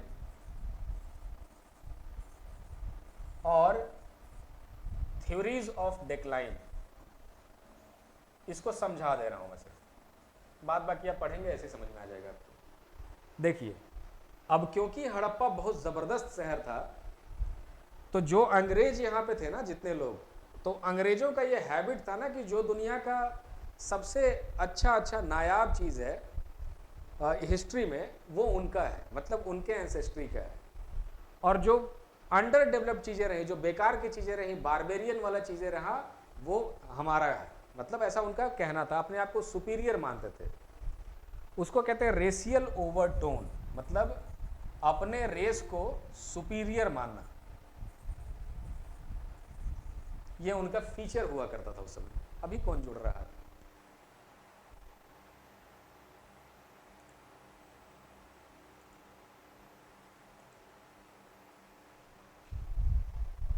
ठीक है, तो अंग्रेज क्या करते थे अपने आप को, तो जो जितने अंग्रेज हिस्टोरियन थे ना, वही लोग आकर के यहाँ पे भारत का इतिहास लिखते थे, और भारत का इतिहास लिखते लिखते यहाँ के लोगों को थोड़ा सा डिग्रेड करते थे कि तुम लोग का कोई इतिहास नहीं है, तुम लोग बेकार के लोग हो, सारा कुछ हम लोग का है। तो जैसे ही इंडस वैली के बारे में पता चला कि 5000 साल पहले इतना जबरदस्त सिविलाइजेशन था, तो किसी भी तरीके से उसका रूट उन्होंने ग्रीक से जोड़ने का कोशिश किया, है ना, कि ये यहाँ तो बन ही नहीं सकता, यहाँ के लोगों के पास कहाँ से इतना दिमाग आ गया कि ऐसा सिविलाइजेशन बनाएंगे। ये सिविलाइजेशन मेसोपोटामिया से चल के, क्योंकि मेसोपोटामिया जो है ना ग्रीक का पहले का सिविलाइजेशन है, ग्रीक के एंसेस्टर्स है वो लोग, तो बोले सारा सिविलाइजेशन मेसोपोटामिया है। तो यहाँ पे क्या होगा, थ्योरीज ऑफ ओरिजिन में दो तरह के लोग आपको दिखाई देंगे, दो तरह के थ्योरी वाले। क्या वो कहते हैं, एक जो है वो इंपोर्ट थ्योरी है। इंपोर्ट थ्योरी का मतलब है ये वो लोग हैं जो बार बार ये कहते हैं कि जो हड़प्पन सिविलाइजेशन थी, हड़प्पा जैसा सिविलाइजेशन, उसको मेसोपोटामिया के लोगों ने ही बनाया था, माइग्रेट करके इधर आकर के चल के आए थे यहाँ, और यहाँ आके सिविलाइजेशन बनाया था। जैसे गॉर्डन चाइल्ड, मोर्टिमर व्हीलर, इस तरह के जो इतिहासकार हैं उनका ये थ्योरी दिया हुआ है। उसको ध्यान से सुनिएगा, ये सब यही टॉपिक एग्जाम में आता है एग्जैक्टली, कि कौन सा वो थ्योरीज है हड़प्पन सिविलाइजेशन के ओरिजिन का थ्योरीज बताइए। जेपीएससी का एग्जैक्ट क्वेश्चन ऐसे ही रहेगा, तो उसको ध्यान से। तो एक साइड जो इतिहासकारों का एक साइड चलेगा, वो हमेशा ये बताने की कोशिश में लगा रहेगा कि ये लोग बाहर से आए थे, और दूसरा जो थ्योरी है ना वो है इंडिजिनस थ्योरी। इंडिजिनस, ये वो लोग हैं जो हमेशा ये बताने के पक्ष में रहेंगे कि नहीं, ये इसी लैंड पे डेवलप हुआ सिविलाइजेशन है, कोई चल के नहीं आएगा। तो ये लोग क्या करेंगे ना, अपना प्रूफ देंगे, और ये लोग क्या करेंगे, अपना प्रूफ देंगे। और क्योंकि दोनों में से किसी का प्रूफ, दोनों का सही है दोनों का गलत है, क्योंकि इतिहास में तो कोई था ही नहीं ना। अगर आप चाहें तो आप भी एक नया थ्योरी दे दें कि जो मेसोपोटामिया है ना, यहाँ इंडिया से जाके लोगों ने बनाया, अब आपका थ्योरी हो जाएगा वो। और अगर जितने लोग उस थ्योरी को देखेंगे 60-70% लोग हाँ कह दिए, तो वो भी बुक छपेगा, आपका भी यूनिवर्सिटीज में पढ़ाई होने लगेगा थ्योरी, है ना। एक्सेप्टेबिलिटी के ऊपर है कि कितने लोग मानते हैं उस थ्योरी को, है ना। अब मालूम चला कि आपने एक थ्योरी बनाया, मैंने एक थ्योरी बनाया, मेरे घर वाले ही नहीं मान रहे उस थ्योरी को, तो थोड़ी कोई एक्सेप्ट करेगा। एक्सेप्टेबिलिटी। तो इंपोर्ट थ्योरी, इंडिजिनियस थ्योरी, इस तरफ भी कुछ लोग हैं, इस तरफ भी कुछ लोग हैं, और यही थ्योरी आपको नोट्स में हम लोग बना के दे देंगे। अलग अलग टाइप का थ्योरी है, सबको एक एक करके कोई डिस्कस करने का जरूरत नहीं है। अब आते हैं थ्योरीज ऑफ डिक्लाइन पे। थ्योरीज ऑफ डिक्लाइन में इस तरह का कोई बहुत बड़ा कन्फ्लिक्ट नहीं। डिक्लाइन के ऊपर जो मेन कन्फ्लिक्ट है ना, किस कारण से डिक्लाइन हुआ उसके ऊपर। अब डिक्लाइन तो किसी भी कारण से हो सकता है, बहुत सारा कारण है। जैसे कुछ हिस्टोरियंस हैं यहाँ पे, जैसे मान लीजिए आप डी अग्रवाल जी, रुक जाइए इसको हटा के फिर आगे चलते हैं, चलिए, या वीके सूद, उस तरह के जो लोग हैं, तो कुछ का मानना है कि नहीं, इंडस वैली में बहुत बड़ा फ्लड आया था, बहुत बड़ा अर्थक्वेक आया था। कुछ लोगों का ये मानना है कि अर्थक्वेक तो आया था, लेकिन अर्थक्वेक के आने की वजह से ना रास्ता बदल गया नदियों का, तो नदी का जो रास्ता बदला, तो जहां जहां उनका सेटलमेंट था वो सब सूखा पड़ गया, मतलब एग्रीकल्चर खत्म हो गया। कई तरह का कारण, किसी ने कारण बताया कि नहीं, क्योंकि घग्गर हाकरा नदी सूख गई थी, यही जो सूद जो मैंने नाम बोला, घग्गर हाकरा नदी सूख गई थी, उस वजह से मतलब वहां से पलायन हो गया, लोगों का माइग्रेशन हो गया। देखिए, हम लोगों को क्या है कि इसका एक निष्कर्ष आपको कंक्लूड करना पड़ेगा। कंक्लूजन ये है कि जो भी कारण रहा होगा, अर्थक्वेक आया, फ्लड आया, फ्लैश फ्लड जिसको भी कहते हैं कि अचानक आया हुआ बाढ़, या जो भी कारण रहा, उससे एक ही चीज हुआ कि इनका एग्रीकल्चर किसी भी कारण से तबाह हो गया था। यहाँ पे एग्रीकल्चर इनका सस्टेन नहीं किया। और बार बार मैं ये कह रहा हूँ कि एग्रीकल्चर अगर खत्म हुआ तो आपका सिविलाइजेशन बचेगा नहीं, क्योंकि वही आपको जो सिविलाइजेशन के पास फूड सिक्योरिटी नहीं है वो तो सर्वाइव ही नहीं कर सकता है। ठीक है, तो इंडिया के 1960s में इंडिया के साथ वही आता, फूड सिक्योरिटी नहीं था हमारे पास, तो अमेरिका से हम लोग लेते थे खाना, नहीं दिया तो ग्रीन रेवोल्यूशन करना पड़ा हम लोग को। तो एनीवे, तो यहाँ से जो भी हुआ, इनका जब एग्रीकल्चर खत्म होने लगा ना तो लोगों का पलायन शुरू हुआ, लोग माइग्रेट कर गए, बहुत सारे लोग घर छोड़ के जाने लगे, ऐसा हुआ। और इत्तेफाक से इसी टाइम पे सेंट्रल एशिया मतलब ऊपर के साइड से कुछ लोग इधर माइग्रेट कर रहे थे, ये झुंड बना बना के इधर आ रहे थे। इनका नाम है आर्यन। ये झुंड बना के इधर आ रहे हैं और इंडस वैली के लोग जा रहे हैं, कुछ लोग रुके हुए भी हैं। और ये इसी वजह से ना एक आर्यन इन्वेजन थ्योरी भी है इंडस वैली के डिक्लाइन में, कि जो आर्यन लोग आए उन लोगों ने यहां सबको मार के भगा दिया। लेकिन जो आर्यन आए थे ना उनका संख्या बहुत कम था। आर्यन अगर अपने आर्यन सारे ट्राइब को मिला था तो सिर्फ 36 ट्राइब था, और इंडस वैली सिविलाइजेशन का संख्या 50 लाख के आसपास था। तो ऐसा थोड़ी हो सकता है कि मतलब कुछ लोग आएंगे और 50 लाख आदमी को भगा देंगे। हो भी सकता है, हो भी सकता है, क्योंकि भारत में कुछ भी हो सकता है। इंडिया में 1000 अंग्रेज आए और यहाँ के 30 करोड़ लोगों को गुलाम बना लिए। अंग्रेजों का संख्या कितना था जब वो अपने पावर के पीक पे थे? तब यहाँ पे 1 लाख अंग्रेज भी नहीं था, और हिंदुस्तानियों का संख्या 30 करोड़ था। और वो भी छोड़िए, जो हिंदुस्तानी यहाँ, जो अंग्रेज लोग यहाँ आए थे वो ईस्ट इंडिया कंपनी, मतलब एक कंपनी आती है और एक देश को गुलाम बना लेती है अपना। तो ऐसा भी हो सकता है कि चलो 4 आर्यन आया, और क्योंकि आर्यंस जो है वॉरिंग ट्राइब है, योद्धा किस्म के लोग थे, ये लोग वॉरिंग, ये लोग बिजनेसमैन है।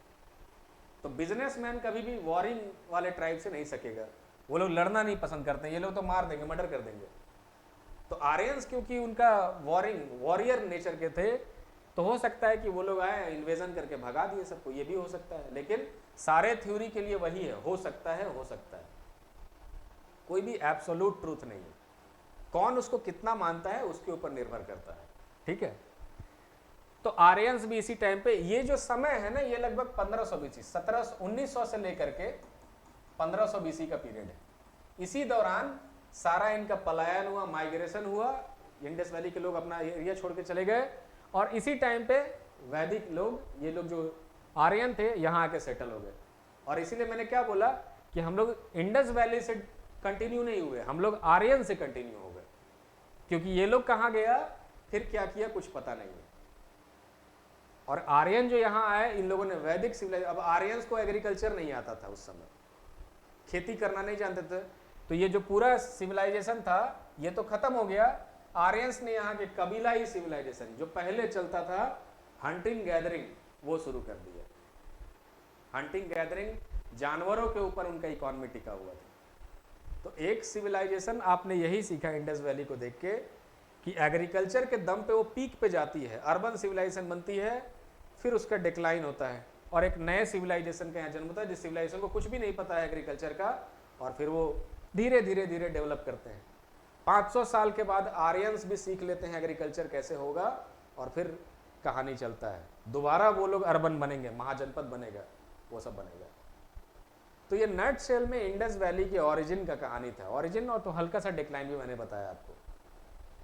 ठीक है, कोई डाउट है तो पूछिए, क्योंकि अगले क्लास में हम लोग उसका टाउन प्लानिंग, सोसाइटी और इकोनॉमी के बारे में बात करेंगे और फिर खत्म हो जाएगा। आज आपको जो नोट्स मिलेगा वो इसके ओरिजिन से जुड़ा हुआ और बाकी चीज़ों से जुड़ा हुआ नोट्स मिलेगा। ठीक है, आप पूछ सकते हैं आराम से अपना बात, अपना क्वेश्चंस जो भी है।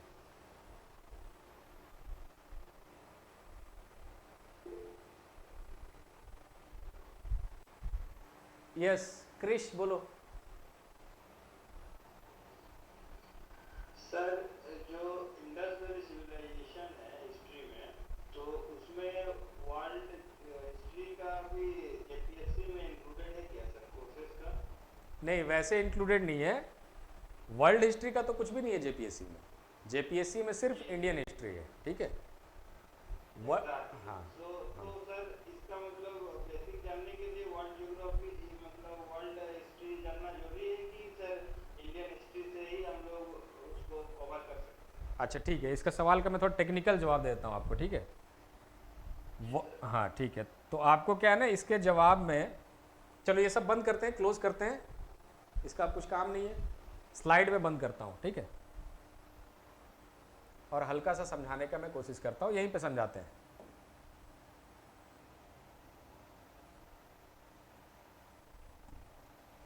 देखो, हिस्ट्री जो वर्ल्ड हिस्ट्री है, बेसिकली वर्ल्ड हिस्ट्री, इसका जो सिलेबस है ना वो एंटायरली डिफरेंट सिलेबस है। वर्ल्ड हिस्ट्री के सिलेबस में हम लोग पढ़ते हैं यूरोप के बारे में मेनली, यूरोप में कैसे रेनाइसेंस आया, मतलब पुनर्जागरण हुआ, रिफॉर्मेशन हुआ, उसके अंदर कैसे धीरे धीरे चीज़ें आगे बढ़ी, फिर धीरे धीरे किस तरह से वहाँ पे फ्रेंच रेवोल्यूशन, अमेरिकन रेवोल्यूशन और इस तरह की चीज़ें हुई, फिर किस तरह से वर्ल्ड वॉर्स लड़ा गया, वर्ल्ड वॉर्स, और वर्ल्ड वॉर के बाद कैसे रिकंस्ट्रक्शन किया गया, ये सारा कुछ वर्ल्ड हिस्ट्री का पार्ट होता है, ठीक है। इंडियन हिस्ट्री क्या है कि वो सिर्फ इंडियन कंटेक्स्ट में ही बात करेगी कि भारत में क्या किया, तो भारत का अपना एंशिएंट समय में क्या हुआ, फिर मिडाइवल समय में क्या हुआ, और मॉडर्न हिस्ट्री में क्या हुआ, ये सिर्फ भारत में। और क्योंकि आप झारखंड के एग्जाम देने जा रहे हैं, जेपीएससी के एग्जाम देने जा रहे हैं, तो आपको फिर भारत से भी टूट करके झारखंड में आना होगा, तो झारखंड हिस्ट्री भी आपको अलग से पढ़ना होगा।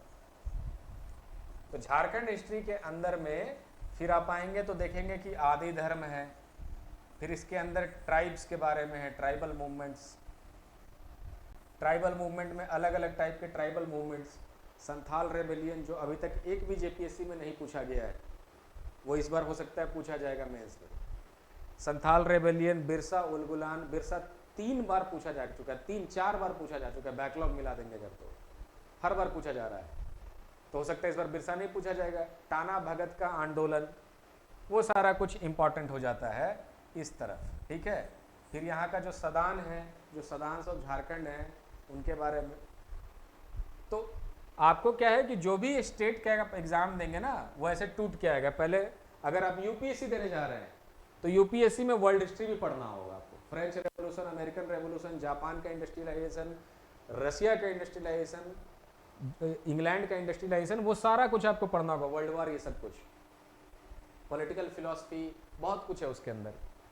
लेकिन जब आप किसी स्टेट का एग्जाम दे रहे होंगे तो आपको वर्ल्ड हिस्ट्री सिलेबस से हटा देगा, क्योंकि उसका जरूरत नहीं है, क्योंकि यूपीएससी में लोग फॉरेन सर्विस में भी जाते हैं ना, आपका तो फॉरेन सर्विस नहीं रहेगा, तो इसीलिए वहाँ का सिलेबस थोड़ा सा बड़ा रखा गया है, वर्ल्ड हिस्ट्री भी उसमें रखा गया है। क्लियर हुआ क्रिश?